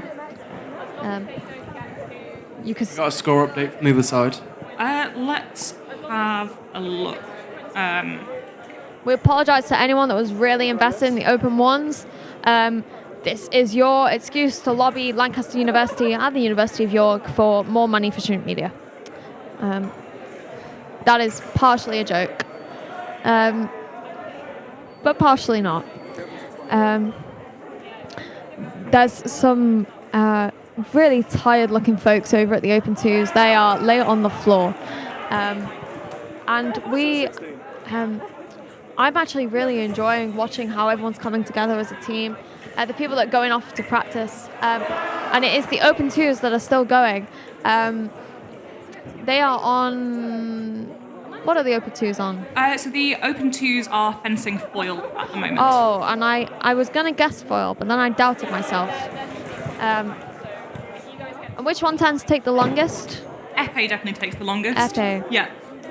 It's kind of slower. It's a lot of psyching the opponent out, waiting for them to make mistakes. And because there isn't this priority thing about being the aggressor, you can take your time a little bit more. So it doesn't have the timing? It's still timed, Okay. so it is, the bouts go to 3 minutes, and Epee is the one that has this passivity thing, which basically means that fencers can't go for more than a minute without someone scoring a touch at all. I see. These are rules that have been introduced quite recently in terms of fencing. But yeah, because there isn't priority, so there isn't a set attacker, you can take your time more. I also love how healthy all of these people are. It's snack time for a lot of them, and they all have fruit. Yeah, especially for people who are competing in 2 or 3 of the weapons, refueling between them is going to be key. Important. Yeah. It just gives you a little bit of a pick-me-up. Fruit is always a good snack, even regardless of whether you're doing sports or you're studying. That was very academic officer of me, I'm sorry. But if you are doing your 24-hour stint in the library rather than your 48-hour stint at Rose's, please remember to eat. I think a lot of athletes get quite nervous about eating. I know that this morning there was quite a few York athletes that were, let's say they lost their appetite. They were very nervous about their matches. But actually, ironically, that could cause more problems than it solves because you get quite low energy. I can see quite a few members of the York Sport Union Committee. I don't know if Lancaster has an equivalent of the Sport Union in the same way, but there is quite a lot of people around.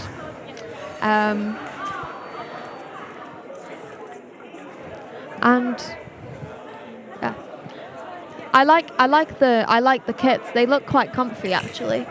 Yeah, they are surprisingly comfy. It usually takes a few tries for people to learn how to get all the kit on properly.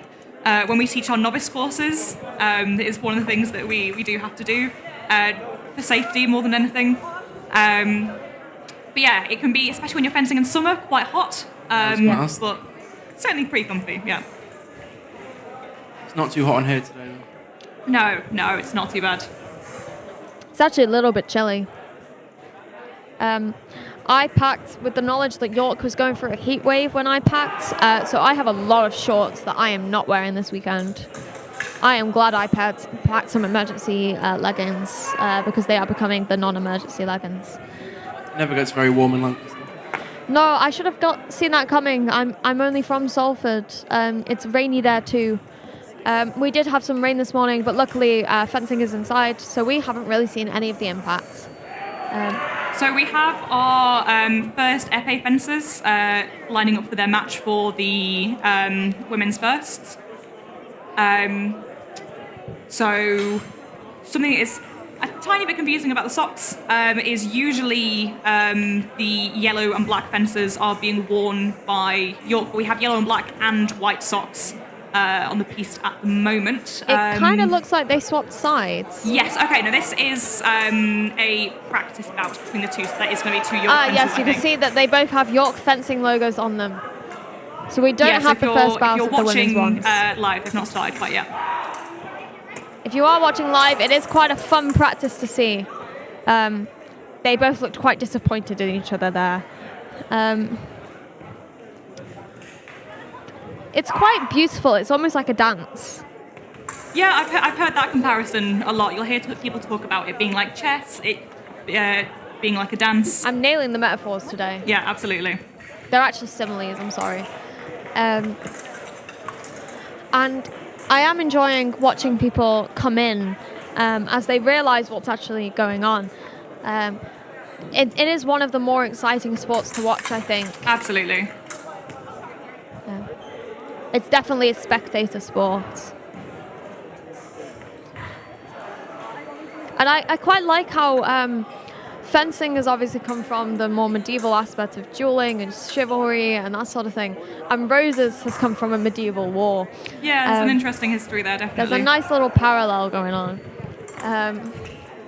I wonder if the people that fought in the War of the Roses would be very happy with the legacy they've left, as in the biggest inter-college varsity in Europe. They probably fully wouldn't know what a university was, considering there was only 3 of them when this happened. But I would love to show this to Henry VI. I think he'd enjoy it. But no. And it's great to see people who are coming along who aren't even playing any sports. There's a lot of people. I don't know if they're just popping in between lectures, though it is a Saturday. Getting onto campus on a Saturday to cheer on your friends is the true meaning of love. Yeah, I can remember the first Roses that I ever watched was away in York in 2019. Nice. And I can remember the fencers turning around to realise that the guys from Sultan's, one of the takeaways on Lancaster, had come to York and were coming and watching the fencing for a bit to support. That was a very nice moment. That is beautiful. The sports union president from York ate there the other day. She recommended it. It's a real institution. It's classic. We don't have the equivalent on a York campus, except of course Courtyard, our beloved, which currently is our pizza place, which is run by Yusu. I think the best thing I've discovered about Lancaster recently is that you guys have a Greggs. We do. It's not the only good thing, it's just the recent best thing. No, I certainly, I think their coffee's quite safely got me through my masters, it has to be said. That's fair. I haven't seen the Greg's queue on like a Thursday morning or something like that though. It's like all the way onto the other side of the square. I can believe that. I saw the Greg's queue this morning. I also saw the subway queue this morning, and I actually think it put me off a subway. But no, we do have a Greg's in York, but it is up a hill on Campus East, which is the smaller of the 2 campuses. And I lived on Campus West when I was a fresher, so I never went there. This isn't relevant to fencing. We're just filling time because no one's actually doing any fencing at the moment. Why don't I see if I can grab someone for a quick interview? Yeah, let's see if we can grab a fencer who does not mind.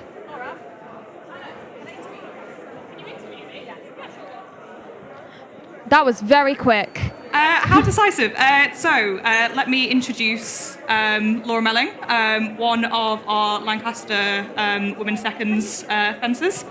So do you want to tell everyone what you have been competing in today? What weapons? So I've been competing in FA. So far we've done Sabre and FA in that order. We've won both weapons, thankfully. And we now only need, I think it's 6 points in... Hang on. 6 points in foil to win on points overall. We've already won on weapons, so we've actually already won ours. So it's looking like a very likely win for the Lancaster women's seconds then. Yeah. How did it feel to be competing? Did you enjoy yourself?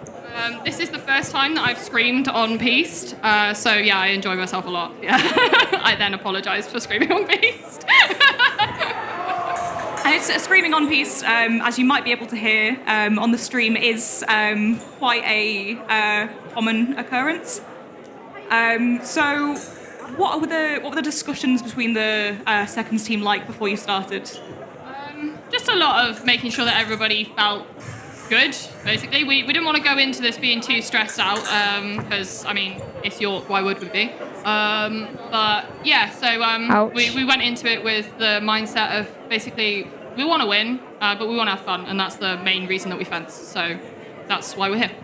Yeah, it's been nice to see a lot of the fencers getting the competitive spirit, but also really enjoying themselves as the day goes on. Right, for impartiality, I think we're going to try and grab someone from York as well, if you could. Yes, we are very impartial. We actually have a commentator from both unions / universities. Ouch is my response to that. The pain. No, it does happen. It's all in good faith and it's all friendly competition. Fabulous. We have someone else coming over, one of our lovely York fencers, to be interviewed. Hi, what's your name? My name is Kim Littler. And what events have you been competing in? I was fencing for the women's ones, fencing foil. What do you want to know? Yeah, it was pretty good. Last year we struggled a little bit more in foil, so it was nice to bring it back this year. As always, they gave us a good challenge. Particularly, they've got two lefties on their foil team, which, if you don't know, left-handed people are less common in fencing, and thus, like, even if you are left-handed like me, it's a bit harder to fence them. So that was a bit of a struggle, but yeah, pulled it back. It was good fun. Had a bit of a struggle with the sabre. Had some disagreements with the ref, but we sorted it all out in the end. Looking forward to FA now. Yeah. Yeah, so it's going to be a close finisher for the women's first, and the looks of it, we're going in a fairly equal footing to the last bout, which is FA. Yeah. Last year we lost by 1 point, so this year we're hoping to make sure roses are white. Yeah. But FA, we've got pretty strong, not to brag, but we've got a pretty strong FA team at York. So, but I know that Inez, particularly on their team, is very, very strong as well, as are they all, and the lovely girls at Lancaster as well. So it'll be a good match and good times as well. I'll let you get back to your team. Have fun. Thank you. She was so calm. I love the serenity of athletes after you catch them. Normally they're quite stressed beforehand and they're normally very relaxed afterwards. The team seemed quite confident. Yeah, they both were very confident. I do enjoy the competition that took place yesterday with the audience of what colour are roses. Very nice way to get the crowd involved with the opening ceremony, definitely. Yes, Lancaster were actually a little bit cheeky in that they gave all of the York guests, the VIP guests, a goodie bag, which was very appreciated. The cupcake was delicious, which had a pin in it that says roses are red. And we are stealing that next year. So expect a pin that says roses are white. There's a lot of signs around here that say roses are red. Yes, we didn't approve them. It's all right. We'll get you next year when we host the 60th Roses next year. York has the slight mean advantage of being on the even years and therefore always getting the fun decade anniversaries. But that's Lancaster's fault. They hosted the first one. We get all the even ones. But no, I do like the friendly competition. I find that often with sports, there's only two ways it goes. They're either kind of mean or they're so respectful of each other, and I think it's the second kind here today. Yeah, honestly, one of the lovely things about doing fencing, as much as I have so much love for the sport itself, the sort of person that it attracts, I think it's just such a nice community. Absolutely. When you go to, especially as a novice, when you start going to competitions, people are always so willing to help you. They want to see you do well and improve. At the end of the day, as much as there is a lot of competitive spirit, everyone who is in this room is here for the love of the sport because they want to improve and they want to have fun. Absolutely. And it's been, so nice to get to witness so many people learn so much by doing the sport and being involved in societies as well. And this is your disclaimer to remember to sign up for a new club or society in the next year. There is always space for you, even as a beginner. I think that's something that a lot of the clubs here have really emphasized, is that you don't have to be good. They will make you good. Something that I would say for anyone listening from either Lancaster or York is that I know that both clubs run really well done novice courses. Yeah. So that if you've seen this and you do want to give fencing a try, I'd really urge you to go and give that a try. I know that on both teams there'll be people who fence for their first team in Bucks and at Roses who started fencing only at that novice course and have worked their way up. So I just really recommend giving it a go.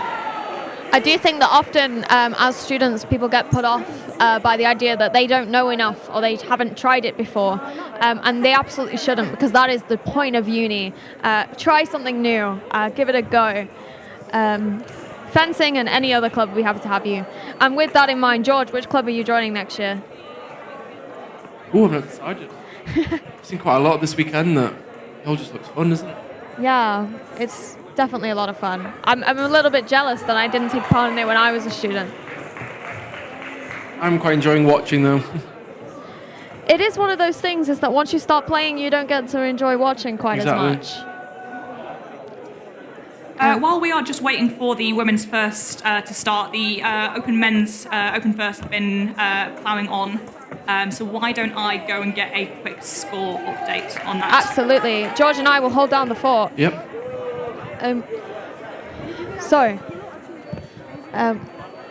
I really love the socks, but I imagine that they'd do my head in. I love the person who is over there with the ducks on his socks.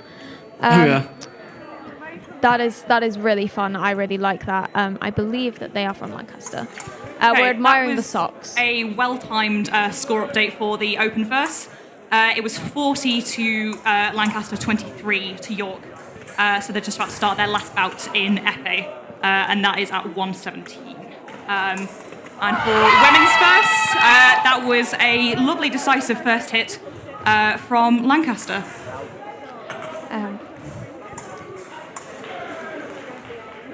And we actually heard one of their yells this time to emphasize priority.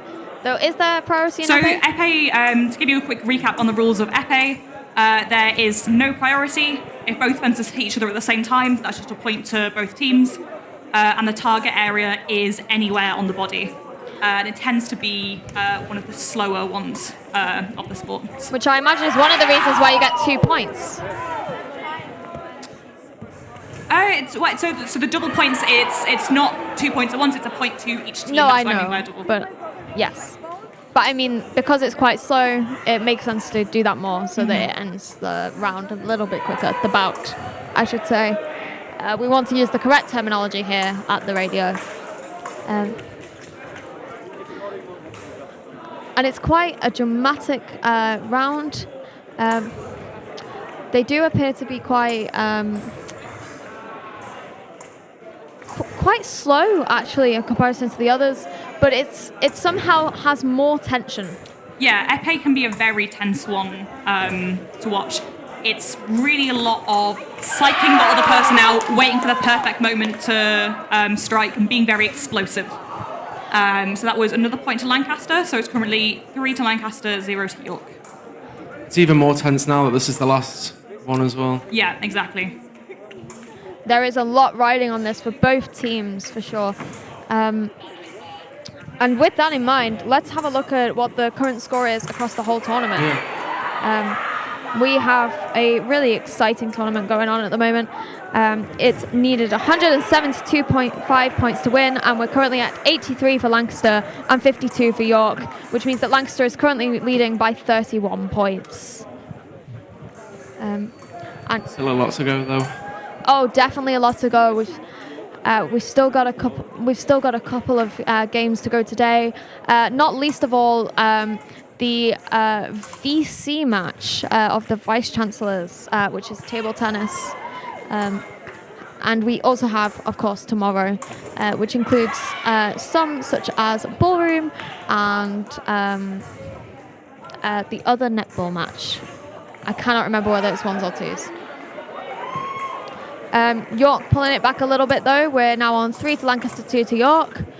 And I'm assuming it still changes at 5. Yeah, exactly. So to give a quick recap for anyone who's joined later in the stream, there are 3 weapons in fencing. They are all fenced to 45 points. And we switch fences either when 3 minutes of fencing time has elapsed or when the highest score gets to the next iteration of 5, 10, 15, 20, etc. So we're currently on 4 to Lancaster, 2 to York. So when one of the 2 gets to 5 points, then we'll switch on to the next fences. And yeah, so bouts to going up to the next iteration of 5. 3 people on each team, so 9 bouts total. And that can make it really tiring for the people playing, especially if they are on multiple of the rounds. But that was another point to Lancaster, winning the first bout, currently 5-2. And a nice hug for the Lancaster team there. And the York team are looking raring to go.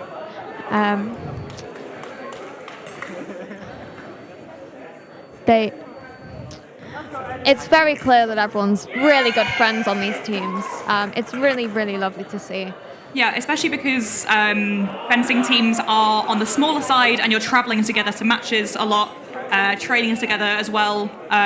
You get really close with your teammates, so it's so nice to have people who know you and know how to support you rooting for you in an event like this. Absolutely. And knowing what someone's strengths and weaknesses are can really, really help with them.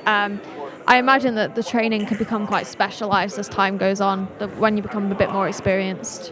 Yeah, absolutely. I mean, you train in quite a different way for all 3 weapons, which means that if you're competing in more than 1 or even all 3, as some of our fencers are today, yes, trying to balance the skills of all 3 can be really technical.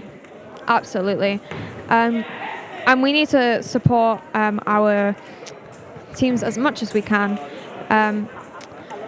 And we have a really, really great collection of audiences today. I can see members of the committees for both teams. That was another really hit for impressive. Lancaster. So first hit scored in the second bout, taking score 6 for Lancaster, 2 to York at 1:22.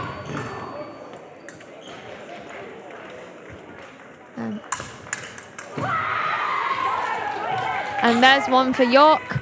So that is 3 for York and 6 for Lancaster. And it is the first to 10 at the end of this bout. The open firsts are now moving on to Sabre, which is their. I think from the looks of it, there's not a referee, so they're doing some practice bouts on that piece at the moment. But they'll be starting that last weapon fairly soon. We actually have the sound of all the swords hitting each other. It's actually quite melodic. I'm really enjoying it. Yeah, I honestly find being in a fencing hall really quite relaxing white noise at this point. Yes. There was a while when I was quite busy writing my dissertation when I was a student at Lancaster that if I'd spent too much time in the library, I'd come and sit by the side of fencing and use that as background noise. It really helped. I think often with other sports being quite noisy, it's quite a nice change of scenery. In fact, most of the screaming seems to be coming from the competitors. Yeah, that's not a surprise. It has gone slightly quieter on the audience side, potentially because everyone is holding their breaths in anticipation. York's actually closed the gap over at the women's ones. And Lancaster's just reopened it. So it's 7 for Lancaster and 6 for York. It's going to be a very close one on the épée, I think. Yeah, because coming into this épée, York won foil, Lancaster won sabre. So Lancaster are at a little bit of an advantage coming into this match, but it's still going to be very close. And it is all the more important, therefore, that York takes this win for them to be victorious, and that Lancaster keep this win in order to be victorious. And there is 4 points riding on this, so it could be the difference between a victory at Roses and a loss. Another hit to Lancaster there. Current score is 9-6, so it's first to 10 points to win this bout. Lancaster only needs to get 1 more point to win this bout. And they are looking excited. Can we have a quick announcement from one of our women's second fencers? Okay, so I don't know if I want to say it officially. Yeah? Okay, yeah, we've won. Our women's seconds team have just won on points and on weapons. Yeah. Fabulous. So there's still some fencing to be done, or is that finished now? Yeah, so for the women's seconds, there is still fencing to be done. Both teams are still going to be competing as hard as possible. But because the winner is based on points overall, Lancaster have definitely won women's seconds. It's an exhibition match, but fencers on both sides should be really proud of how they fenced today. So congratulations to the Lancaster twos who Yes. have won. And condolences, but good work from the York women's twos. Okay, so the women's first is getting very tense, currently on 9-9, and it's first to 10 to win this bout. So it is literally on this point for this bout. Lancaster going strong, York with the parries, and that was to York. So congratulations. And we have another interviewee. Hi, do you want to introduce yourself? Yeah, my name's Ashley Kovitz. And do you want to? So you're Lancaster fencer, and you are fencing for Women's first, yes. I'm doing épée, that's just it. So épée is being fenced at the moment. Am I right in thinking that you're our anchor? Yes, I am the anchor, yes. How are you feeling about it? I'm really good. I'm really nervous because, Roses is big, the adrenaline's pumping right now, but I think we have a really good chance. I'm really excited. We've been working all year towards this. Roses is kind of the cumulative, seeing where all the hard work and dedication and blood, sweat, and tears, if you will, goes in. So I'm really excited. And am I right in thinking that this is the first Roses that you've been to? Yeah, so I'm actually an exchange student from the States. So I've never been to Roses. I've never even heard of Roses before I came here.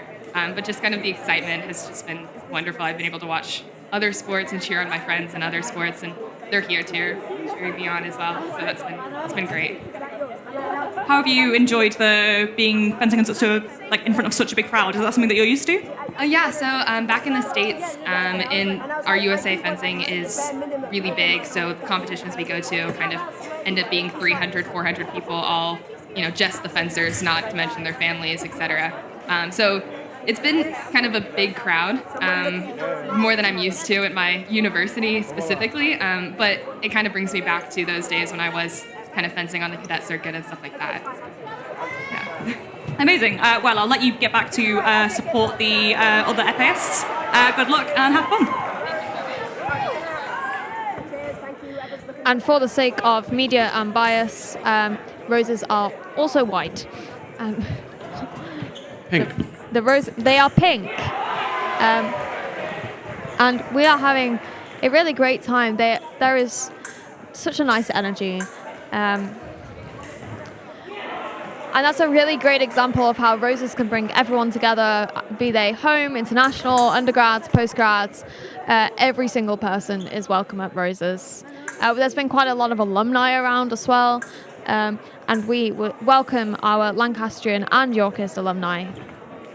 Yeah, I think both Lancaster and York fencing have really strong connections to their alumni, which is really nice. When you're doing fencing training, you want to train with as much variety as possible. So having either at competitions or for normal training, alumni fencers come back to do a bit of coaching and have more variety for training can be really, really useful. And having that alumni community support is really nice, I think, for both York and Lancaster fencers. Yes. Something just happened at the women's ones where neither of them received the point. But it was very tense. They were actually very, very close to each other. I think it was ruled that they had touched each other body to body.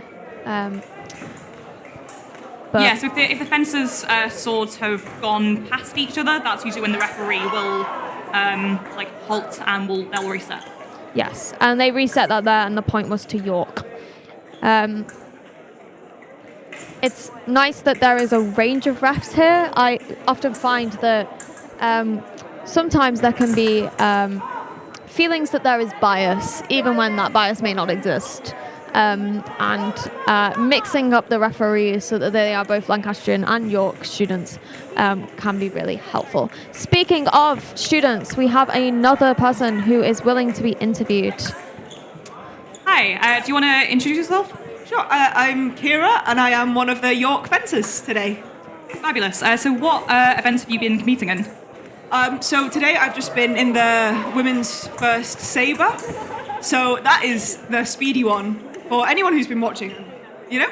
That one's a lot faster than the others, so that one took about 20 minutes. We're now onto the épée, which is happening as we speak.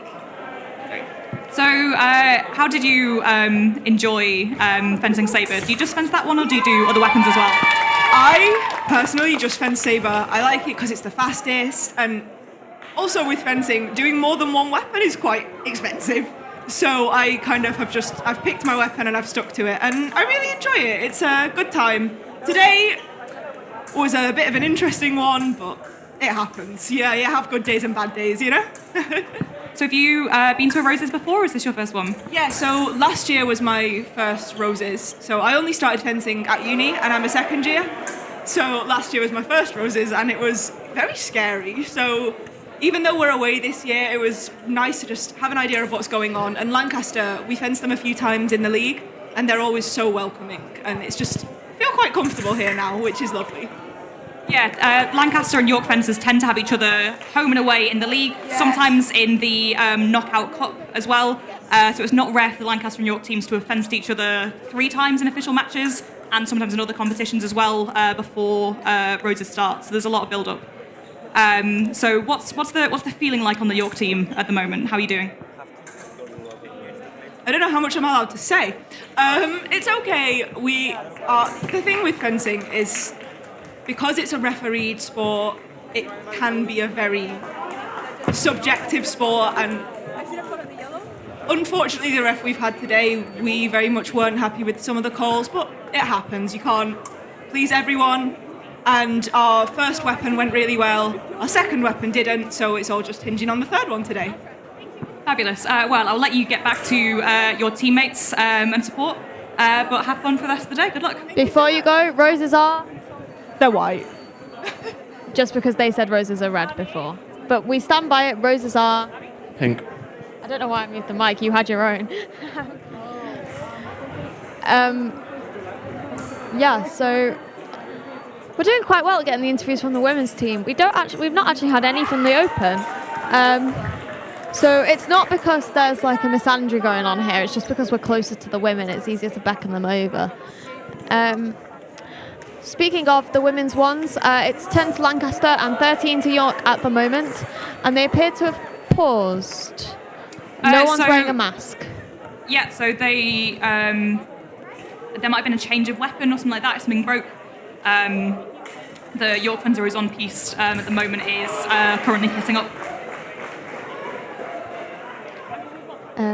It should be a really exciting match, though. I am enjoying the number of different nationalities that we can see on people's backs. We've got a Canadian over there. We've had an American. We've got some Brits. And we've got a very ferocious open ones going on there. Did you see that? That was very fast. Yeah, there's going to be some really technical, very quick saber fencing going on in the open ones. It's going to be a very exciting one to watch. There's also some really exciting moments going on in the women's twos at the back there. I'm under the impression that they have won based on both points. Yeah, so they won all three weapons. But they still need scored... to finish to get to 4 to 5. Yeah, so the matches, they always finish, but they have, no matter how many points York get in this last event, they even if they get the full 45, Lancaster will have more overall, so that's why they've won. I see. So the number of points you need to win are, well, depending on which ones are won. So if they won the first 2 rounds, it was significantly lower. Yeah, exactly. So actually in the women's ones, there is still all to play for. Though, in theory, York needs to be making a slightly bigger gap than they currently have based on their gap in Sabre. Yes, exactly. So they're going to be pushing as hard as possible to try and increase that gap, and Lancaster are obviously going to be pushing to overtake them. So the current score is 11 to Lancaster, 14 to York.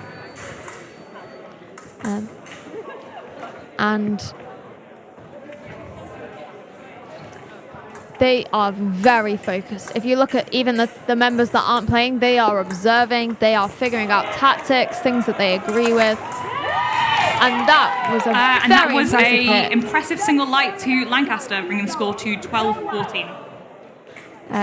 Yes, that was very quick and very, very close.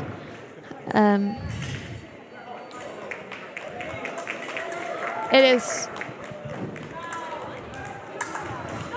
And that was a very quick point to York. And that ended that bout, correct? Yes. No, so the reason that the last bout started on 10-3 is because the 3 minutes will have run out in the previous one. I see. So rather than going to 15, this bout is to 20. 20. So it's the fourth bout happening. So it can be quite intense. York's women's one just went under the arm, actually through, not literally through their arm, just to be clear, no one's got a sword through their arm. And that actually gave Lancaster the time to get the point in. So aim is so important here. Yeah, that was another lovely example of a Lancaster fencer parrying, so to moving their opponent's blade out of the way to then riposte in and hit again.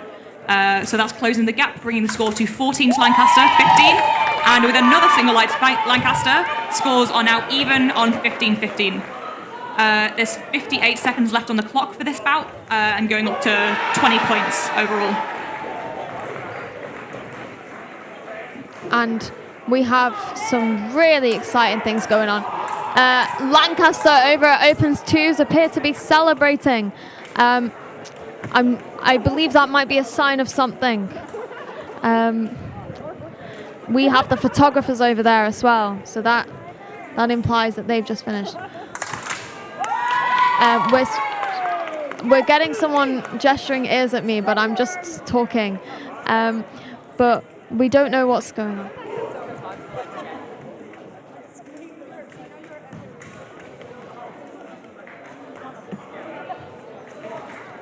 Yeah. So sorry. Just under 30 seconds left on the clock for the women's first in this bout at the moment. So fencers might be pushing to get more hits in this, or might be being a bit passive and letting the next fencers push up some points. At this stage in the match, we're still, it's to 45, it's still early days. Neither of the fencers want to be rushing. And yet they're going to have to. There's only 4 seconds left on the clock. And that was intense, but it was a point for York. Absolute last minute point to York, so equalised to 16-16. So that is time up on that bout. So the next bout will be going either until the 3 minutes runs out or to 25 points. Yes. Because even though they haven't reached 20 yet, that was the 4th bout. Yeah, exactly. And we're going into the 5th. And there is 9 bouts. So this is actually going a lot quicker than you might expect. We might still be able to make it to table tennis. and it is currently 13:39. So there is still all to play for. The open twos appear to have finished, and the open ones are still in play. And that was an incredibly fast hit. They had some quite interesting techniques over in the open ones. I liked the guy who spun his sword in his hand. Mm-hmm. That is one way to do it. It looked very dramatic. I don't know how technically good it is, but Saber is certainly, I think, the most dramatic looking of all the three. It's a very fun one to watch because it's so quick, I think. Yeah, and we've just had confirmation that Lancaster did win the open twos, which means that Lancaster has taken both of the twos. The women's twos was worth 0 points, but it's still very important to us. And the open twos was worth 2 points, so that is 2 points to Lancaster. I repeat, 2 points to Lancaster. So the next bout in the women's épée has just started. So going into this bout, scores are equal on 16-16. But we're going either until time runs out or to 25 points this bout before we change fences. It is likely that it will possibly be until the time runs out, based on the way that we've witnessed épée so far. Yeah, both fencers are clearly very technical, taking their time. And yeah, let's bring someone over for an interview. Hello, welcome. Would you like to introduce yourself? Yes, so I'm Jake. I'm the president of the Lancaster Fencing Club, and I've been fencing with the seconds team today. And I believe you have some news for us? Yes, we have just won the Open Seconds at Roses 2024, so we're really happy with that. Phenomenal, congratulations. So in terms of the three weapons, was that victories across all three, or...? It was victories across épée and saber. The foil, we were down 5 by the end, but it was very close. So how are you guys feeling afterwards, and are you looking forward to supporting some of the rest of our fencers? Yeah, so we're all really happy with our performances. Everyone fenced really well. York were great as well. Great sportsmanship all round. We're really excited to hopefully win the others. I'm not sure how everything's going, to be honest, but I'm hopeful. So, for an update for anyone listening, and for Jake, the women's seconds have already won on points. They're finishing up their match. Currently, the women's first is going to be very, very close. The women are currently winning for Lancaster 17-16. And going into a slight points advantage from the foil and saber. York won foil, but Lancaster won saber. And we'll hopefully try and get an update from Open first at some point soon. I'll let Jake go and cheer on some other fencers. Thank you. Congratulations. We're noticing a theme here. I am noticing a theme. The theme appears to be that York is very, very strong on the foils, and Lancaster appears to be very, very strong on the saber. Yeah. There's it's one of the things that can make it difficult to judge who's going to win a team event like this. 10-1 to Lancaster in the saber for men's open. Fabulous, thank you.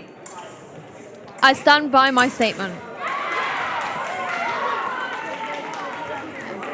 And that's 17 all for the épée for women's ones. This is going to be a tense one, I think. Absolutely. There is only 38 seconds on the clock. The current time is 13:42. So these guys have been dueling for nearly 3 hours. Not these two specifically. That would be cruel. George, what's your bet on the épée? Who do you feel in your gut is going to win? Lancaster. Are you saying that because you're from Lancaster? Maybe. I honestly couldn't call it. I'd like to think it's York, but it is extremely close, and they have some extremely strong members. It'll come right down to the last minute, I think. It is going to come down to the skin of its teeth. So that is that bout over on 17-17. The changing fences because 3 minutes of fencing time has elapsed. I am going to be honest with you. I don't think they're going to be hitting 30 in this next bout. No, I don't think so either. It'd be quite impressive if they did. because there's so much riding on this. Neither fencer wants to rush. No one wants to make a mistake, and épée is the slower of the weapons anyway. So it's not super surprising that people are being not passive and not doing anything, but being quite defensive, I think, is more accurate. It's one of the rounds where aggression is not going to work as a tactic. Though ironically, possibly could, as long as you're not too aggressive and make mistakes. Yeah, exactly.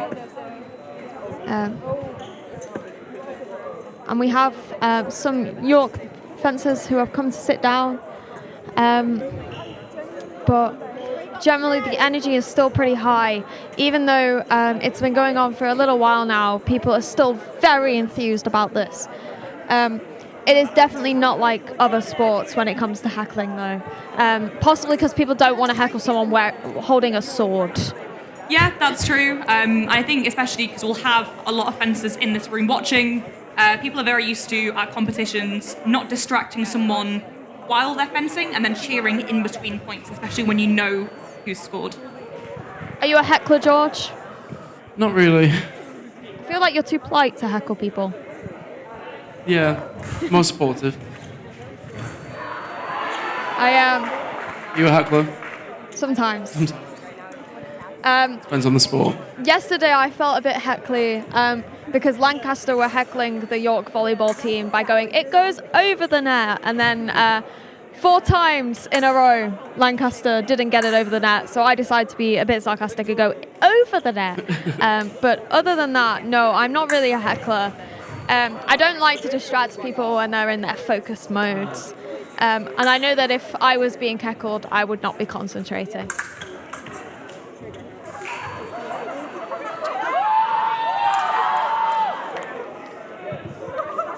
And after a lot of what we call infighting in épée, so standing very close to the other person and sort of doing quite quick attacks while you're in such close quarters, the Lancaster fencer have just got a hit.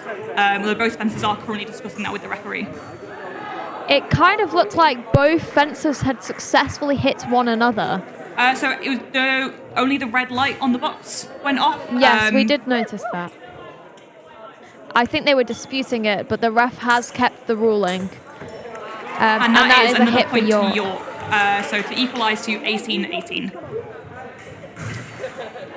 And it is a beautiful day to be fencing. It's a terrible day to be outside.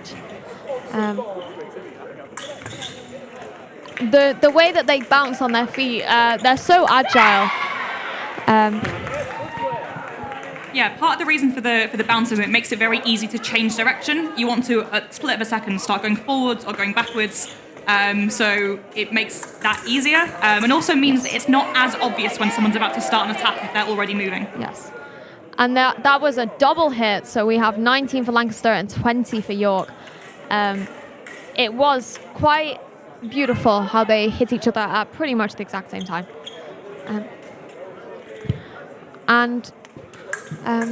They are so quick. And there was another double hit. You can really feel the tension building here. Which one do you normally do, Hope? What's your go-to? At the moment, I've been doing a lot of sabre. So I currently fence for Leeds Uni as a PhD student. Very nice. But épée is the weapon that I started on, and I think is the one that's always going to be my favourite. Shout out to any of Hope's friends listening from the University of Leeds. So how does it feel knowing that you left Lancaster to live in Yorkshire? Is that why they chose you? Did they think you were politically neutral? Well, I'm not sure anyone seeing the colour of T-shirt that I've got on would accuse me of being politically neutral. It's okay, we're all doing it. But no, I mean, carrying on to do box fencing is a lot of fun. The Leeds team just got promoted into the same league as both Lancaster women's teams, which is going to be interesting for me next year. Massive congratulations. But yeah, I mean, so many, especially I think in the north, because fencing is a smaller sport, a lot of people know each other, a lot of people are friends of friends, and it's such a nice community to be a part of. Amazing. And back to Lancaster and York. That was another double hit, so it's now 24 to Lancaster and 22 to York. The gap is actually widening. They were on equal footing for so long, and there is only 47 seconds left. And that was another hit for York. And Gap they've closed closed again now, 24-24. And they still have 38 seconds, but they do need to get to 30. It's actually becoming more possible. I still don't think they'll get 5 hits in 36 seconds, because that would be a hit. A hit every 6 seconds, I'd be very impressed. It's not impossible, though. But it's definitely closing the gap. Very close, this one. So counter-attack from the York side, our Lancaster FAS went in for an attack. But the York fans managed to get one going backwards.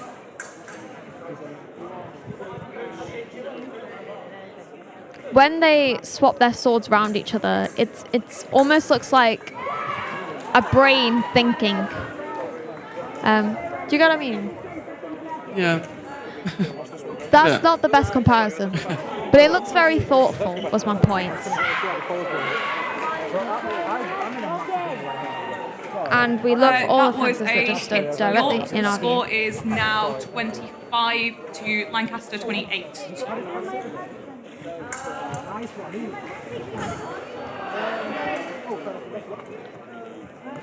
And that was the end of that bout. Can anyone see the current score? 25 to Lancaster, 28 to York.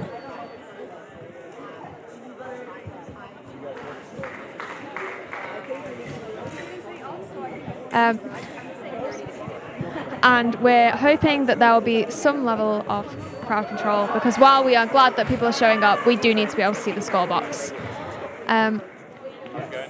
If they just sit down, it would be all right. So we've got, is it 2 bouts left? I am So they need to get to not 35, sure I believe. It is 2 or 3. We'll go until either the time runs out on the 9th bout, or one of the fencers gets to 45 hits. And we are getting close to the end. It is currently 13:51, and people are feeling very impassioned by it. The open ones is still going. We're sorry that we haven't been commentating on them quite as strongly as the women's, but they are doing extremely well. I'm summoning one of our alumni fencers over. Could you confirm, we've got a couple of bouts that have finished on time. What bout we're on? I believe it's 35. Going up to 35, okay. Amazing. Thank you so much. We were paying attention. We got slightly distracted. I'll reach 45 then. I don't think they will, but they And that are was doing another extremely double well. point. So 26 to Lancaster, 30 to York. It's not unlikely that they hit 35, though. And York is now widening this gap. They are realizing the importance of this match for them. I imagine there's some additional pressure knowing that Lancaster has won both of the 2 matches. Absolutely, yeah.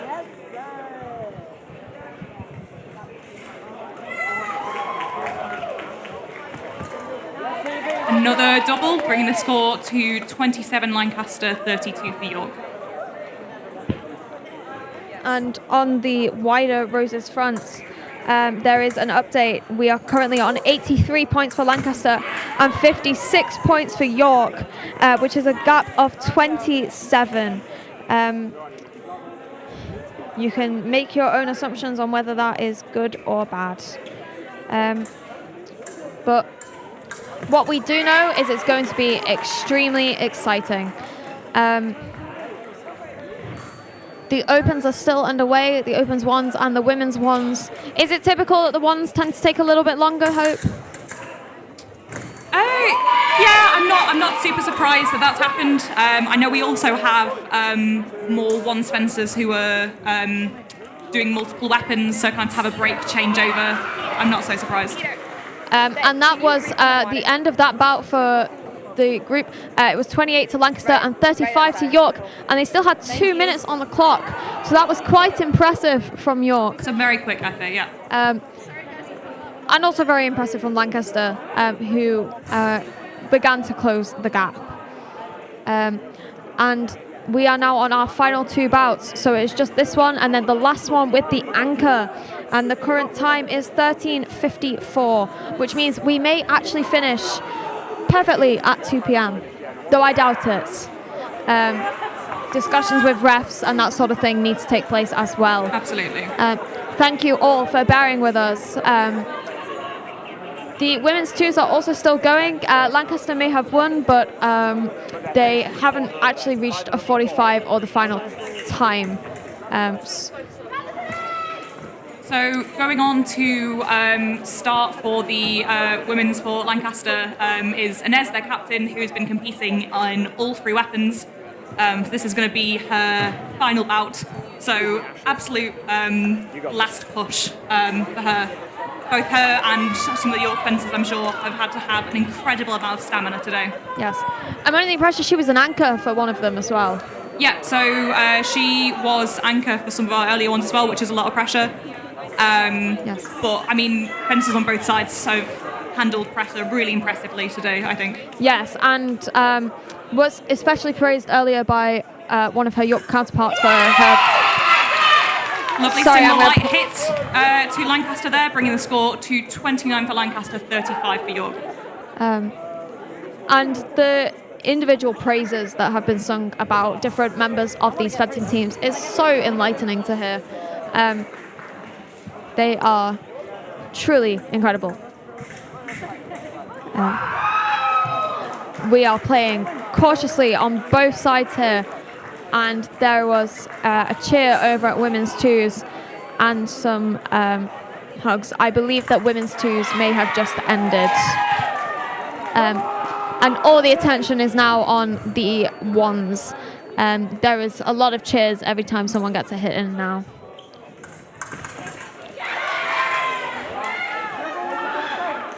What's been the highlight of your Roses weekend, George? Putting you on the spot. This so far, I'd say. I do think this is definitely a highlight. Yeah, I've enjoyed learning about a new sport, really. Yes, we've been blessed with a very good teacher. Yeah. And we hope that we are teaching you, listeners at home. The opens are still going on the ones. They are doing that with excessive speed. They contrast quite well with the relative slowness of the épée. Yeah, having sabre and épée side by side, I think really highlights like the diversity of the different weapons. It's really not just one sport to think about. You get 3 in 1, and it really showcases the different skills that fencers have to develop. And we would love to support as many of you in getting into fencing. It's really heating up now. Yeah. We're up to 31 for Lancaster, 37 for York now. Hope has just predicted that we believe the Lancaster team just won the women's ones by passing the 30 mark. Another single light for Lancaster, bringing the score to 32-37. There is still all to play for. There is 55 seconds left on the clock for this bout. The time is 13:58, and we are reaching the end. And they are killing it. Everyone has their eyes Another over here. gorgeous single light This there is from for- Lancaster.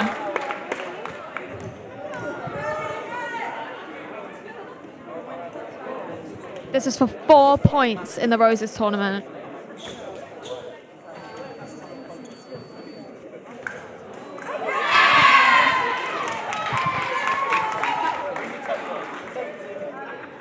And that was 33 to Lancaster and 38 to York. Another single light, bringing it to 34 for Lancaster now. And the screams of encouragement from both sides are so lovely to hear. Meanwhile, over in the opens ones, everyone is screaming in a positive way to prove that they got the point.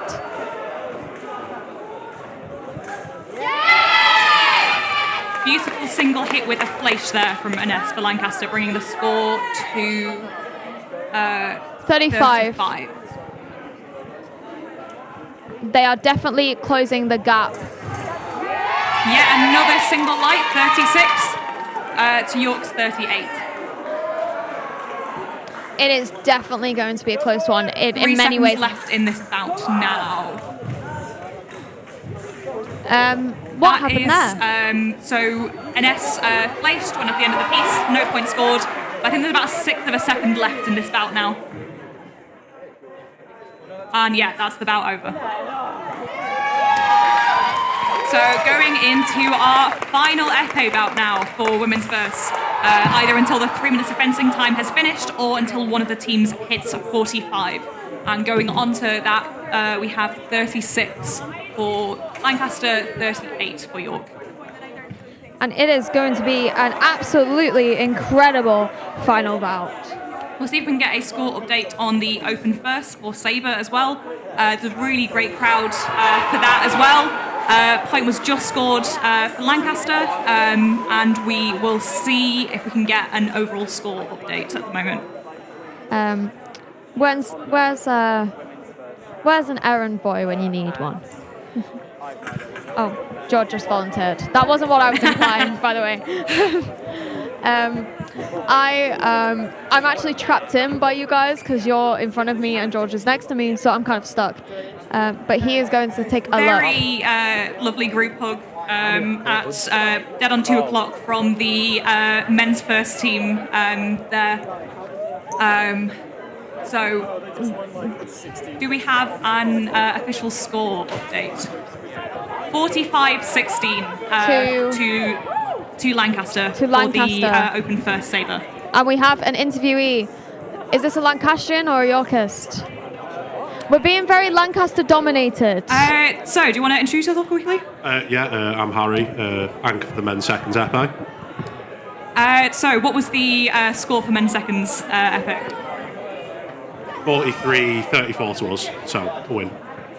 And were you happy with how you fenced today? How did it feel to be on piste? It was good in the first 2 bouts, and then I nearly dislocated my knee in the last one, so slightly unideal there. But I think we came back in the end, so... We've been arguing today it's a very safe sport, Harry. I mean, it is. It was sort of my fault for planting my foot, but if you know what you're doing, it's fine. Okay. So what's the atmosphere like in the men's seconds now? Are you looking forward to watching the rest of the bouts? Yeah, well, I think this is the last one now for women's épée, I think, and then I think it'd be a clean sweep for all teams, which is very nice. Great, well, I'll let you get back to supporting. Hope you enjoyed. Thank you. Thank you. I think one of the problems is that the York fencers are kind of hanging out on the opposite side of the room to us. Yes, it is the final bout. A lot of people have crowded around to take a look. The rest of the bouts are finished now. We're on 38-41. 38 to Lancaster, 41 to York. But remember, the overall winners here is who is going to win on points overall from all 3 weapons. And Lancaster did start this with an advantage on points. Another lovely single light there from our anchor to get to 39 for Lancaster. I think it might be a clean sweep for Lancaster today on the fencing. I think so. It's a sad day to be from York. Though here's hoping that the other sports are doing just as well, though I do stand by the idea that I have cursed the York teams by being in their presence. I have yet to see a match that we have won. Another beautiful single light there, closing the gap, very impressive. Score is currently 40-41. Big crowd gathered now. There is a big crowd now. And we have a really exciting final match to get through.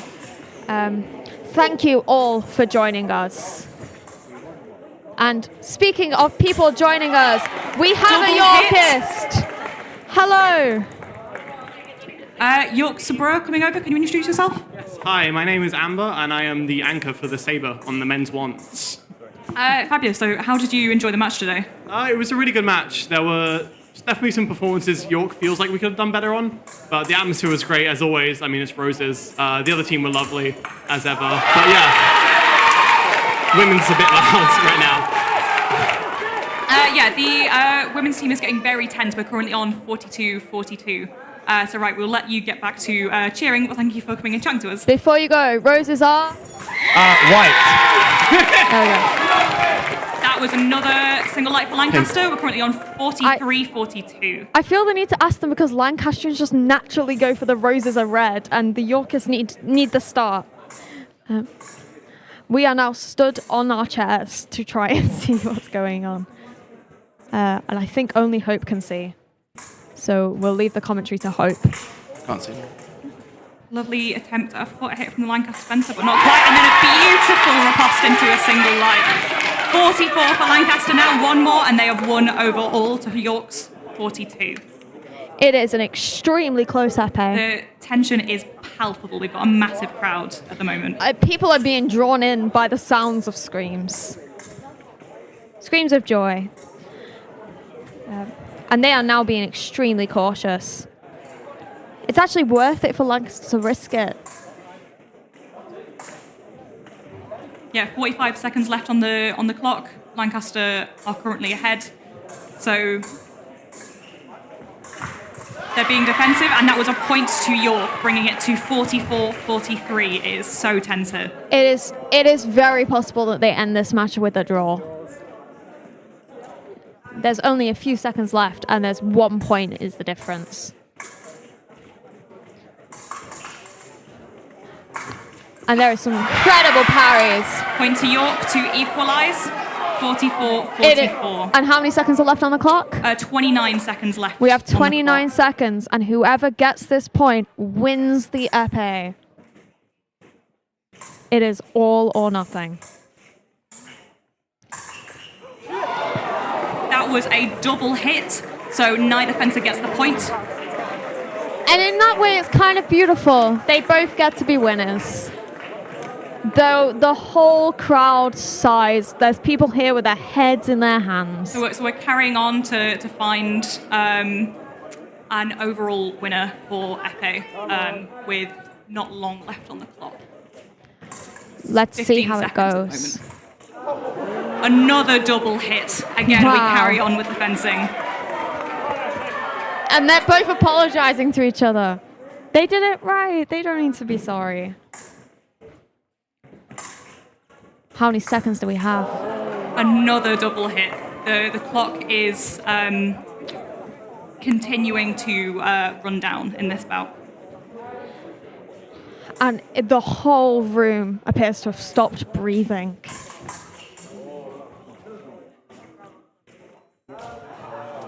And that is time up on that bout. So congratulations to Lancaster, who won overall. And congratulations to both of the women's ones teams. That was incredibly tough. And they appear to be discussing. I think we might be going to a priority minute in epee. So this is something that specifically happens in epee when there is a draw at the end. And the room is cheering. So this is kind of epee's equivalent of extra time. Someone is going to be randomly assigned priority so that if there's no hit, they get the point. Yep. It's kind of to encourage people not to be passive. So it's basically in this minute, whoever gets the point wins. So aggression is key here. Beautiful final hit from Lancaster, taking him on a 45-44 win in epee, a win for women's first overall, and victory in all Lancaster fencing events. And I don't know if you can tell, but they are very happy about it. So congratulations to Lancaster in their clean sweep of fencing, and congratulations to York, who put up a hell of a fight. I don't know if that counts as swearing on air, and if it does, I'm very sorry. We're doing so well. We were doing extremely well. But congratulations to York, to Lancaster. All of the York fencers to my right, please, in a line facing towards the centre, and all of the And they are Lancaster taking fencers on my photos left now. facing towards the I think we centre. might be about to do a cheer as well. So as we're talking about fencing being Very nice. quite chivalrous, York on my right. there is a Lancaster on my tradition left, of please. doing a 3 cheers for your other team and the fencers shaking each other's hands afterwards. So I think that's what we're going to do now. absolutely lovely. Also, we're very sorry if you just heard the person swearing in the background. But massive congratulations to everyone. That was an incredible match. Possibly the best match of this whole tournament. I'd say so. The women's one's epic. Congratulations to all. Yeah, we're currently having a round of applause to our fabulous referees. So the results of the fencing in the open seconds, Lancaster won. In the women's Not sure if you can hear seconds, this. Open Lancaster seconds. also won. Lancaster won. Women's seconds. Lancaster won. For the first team, could I have the captain of the winning team come up and collect the trophy, please? So for the open first, Lancaster won. So that is Harry from Lancaster, their men's first captain, going to collect a trophy. And for the women's first, Lancaster also won. And that is Ines going to collect a trophy for the Lancaster first, winning for the women's 10 event. Roses points to Lancaster. So now we're going to introduce the next president of each fencing club. So if the current president of the Lancaster club can come up. Or the old club, come up. So certainly for Lancaster fencing and maybe for York, we have the tradition that our exec changes hands so we are the exactly when the Roses match finishes. Co-president. So first up is Zach. This is Zach from York, being appointed the York's next president. I'm a second-year astrophysics student, and my other co-president is Owen. And Owen as his co-president. Hello. I'm Owen, I'm a second-year maths student. We're doing it.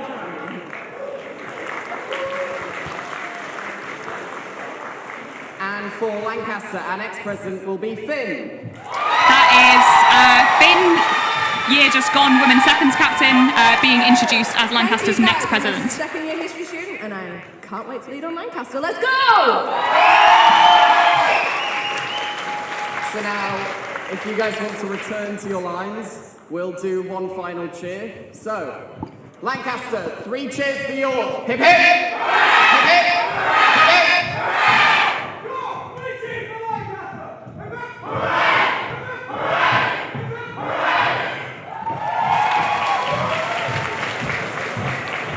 So that was a lovely 3 cheers from both teams to each other. They are now heading over to shake everyone's hands. Sam, the producer here. Yep, I'm just having to signal to make sure this mic is on and to make sure I'm holding it far enough away from myself. But thank you both for an amazing stream. We've had a lot of good things coming back through the Slack and through the comments, so well done both. I don't know if any of you realise who's been listening to the stream, but these guys have been here for a good 4 hours now, is it? We started just after 11, I think. Yeah, so it's a good while, and you've spoken non-stop, something I couldn't have done, and I'm a chatterbox. If there is anything I can talk about for 4 hours straight, it is fencing. Well, I hope you've got your fill of your hyperfixation. You can now take a long rest to know you don't have to talk into a mic again for another year. No, that's true. I'm going to spend the rest of today, I think, talking to Lancaster fencers about this match. Hey, yeah, it's a good way to see the match, I guess. Yeah, I think re-watching it with myself as commentator is going to be a little bit surreal, because I would like to watch and see some more of the Opens match that I think we've got some footage of. But yeah, it's been a lot of fun to commentate, and thank you to everyone from the media teams at both and Lancaster and York that made this happen. Thank you. Did you enjoy it? I did. I enjoyed it. I learned a lot about fencing. And just up next, we have another interview, if you want to come along. I'm not sure what I'd let myself in for now. Well, this is your mutual interviewee, and for once you actually have a mic, so...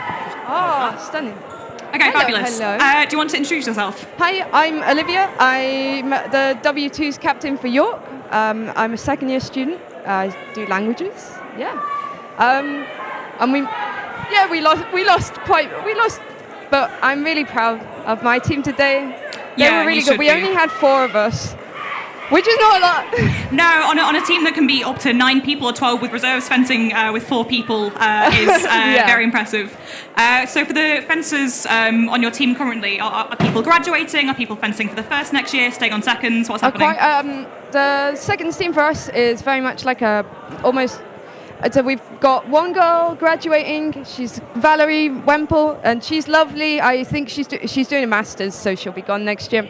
But I really want to give a big shout out to Lucy Plant because she's done all 3 weapons today. Very impressive. And she'll be exhausted. I'm sure she'll feel it tomorrow. And also Dorothy Hudson because today was her first ever competition. So we really threw her in at the deep end. Rose is an impressive first one to do. Yeah. But I'm sure she appreciated the support from the crowds. Yeah, it's such a lovely atmosphere, and even though we didn't win, it's a lovely day. And thank you so much for having us in Lancaster. Yeah, thank you very much. Thank you. Hold on. We'll see if we can summon some Lancaster people over for impartiality. I'm not sure what's happening with this mic, so I'm going to put it down. I can see some people from the execs celebrating. The other people have taken over their positions. Any exec position is a lot of work, but I think can be such a fulfilling experience and people that have learned a lot from. Let me see if I can... Everyone from Lancaster seems to be too busy celebrating to... Yeah, people from Lancaster are celebrating and also helping put away some of our kit as well. Because it's quite a busy hall with fencing equipment at the moment. And what's on here afterwards? Do you know? No, I'm not sure. I know there's volleyball going on this afternoon. From the looks of it, there's a big thing of basketballs being wheeled in at the moment. So I would take a guess that it's going to be that.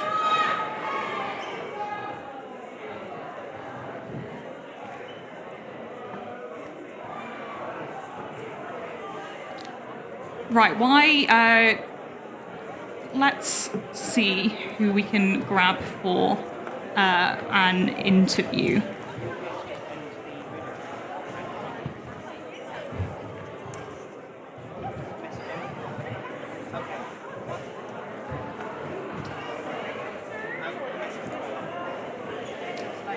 Try and find one of the captains. Yeah, nab one of the captains. That would be fabulous.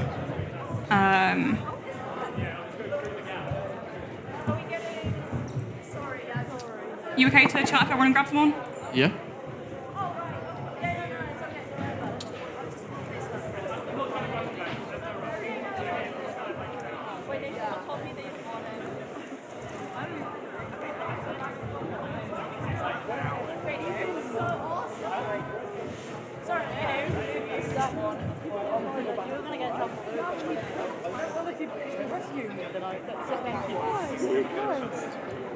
Final year too?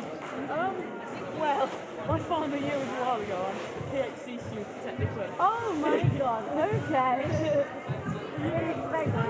It's my final year. We'll try and find someone for one more interview before we wrap up. Was it the good last road? Yes. Here we go.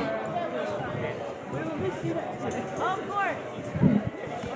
Okay, I've managed to summon the phenomenal Lancaster Women's First captain with a trophy in hand.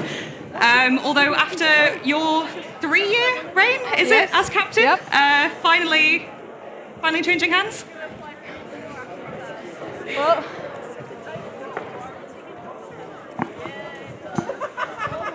oh yes. Yes. We're having Olivia as captain next year. I think she's going to do an amazing job. Olivia also fenced with us today. She did foil and saber. And yeah, she's not just a great fencer, but I think she's great at keeping the team spirits up. So this is now your third Roses that you've competed in, doing all 3 weapons this year. Yep. As Lancaster, as last year. Last year as well. and the year before, I did 2 of them. Yeah. So you must be pretty exhausted right now. I am, but still really happy that we won. It's been a tough match. York is a really strong team. They have been first in the league this year, and they are really good at foil. Luckily, we're also really good at saber, so it kind of equaled out. Yeah.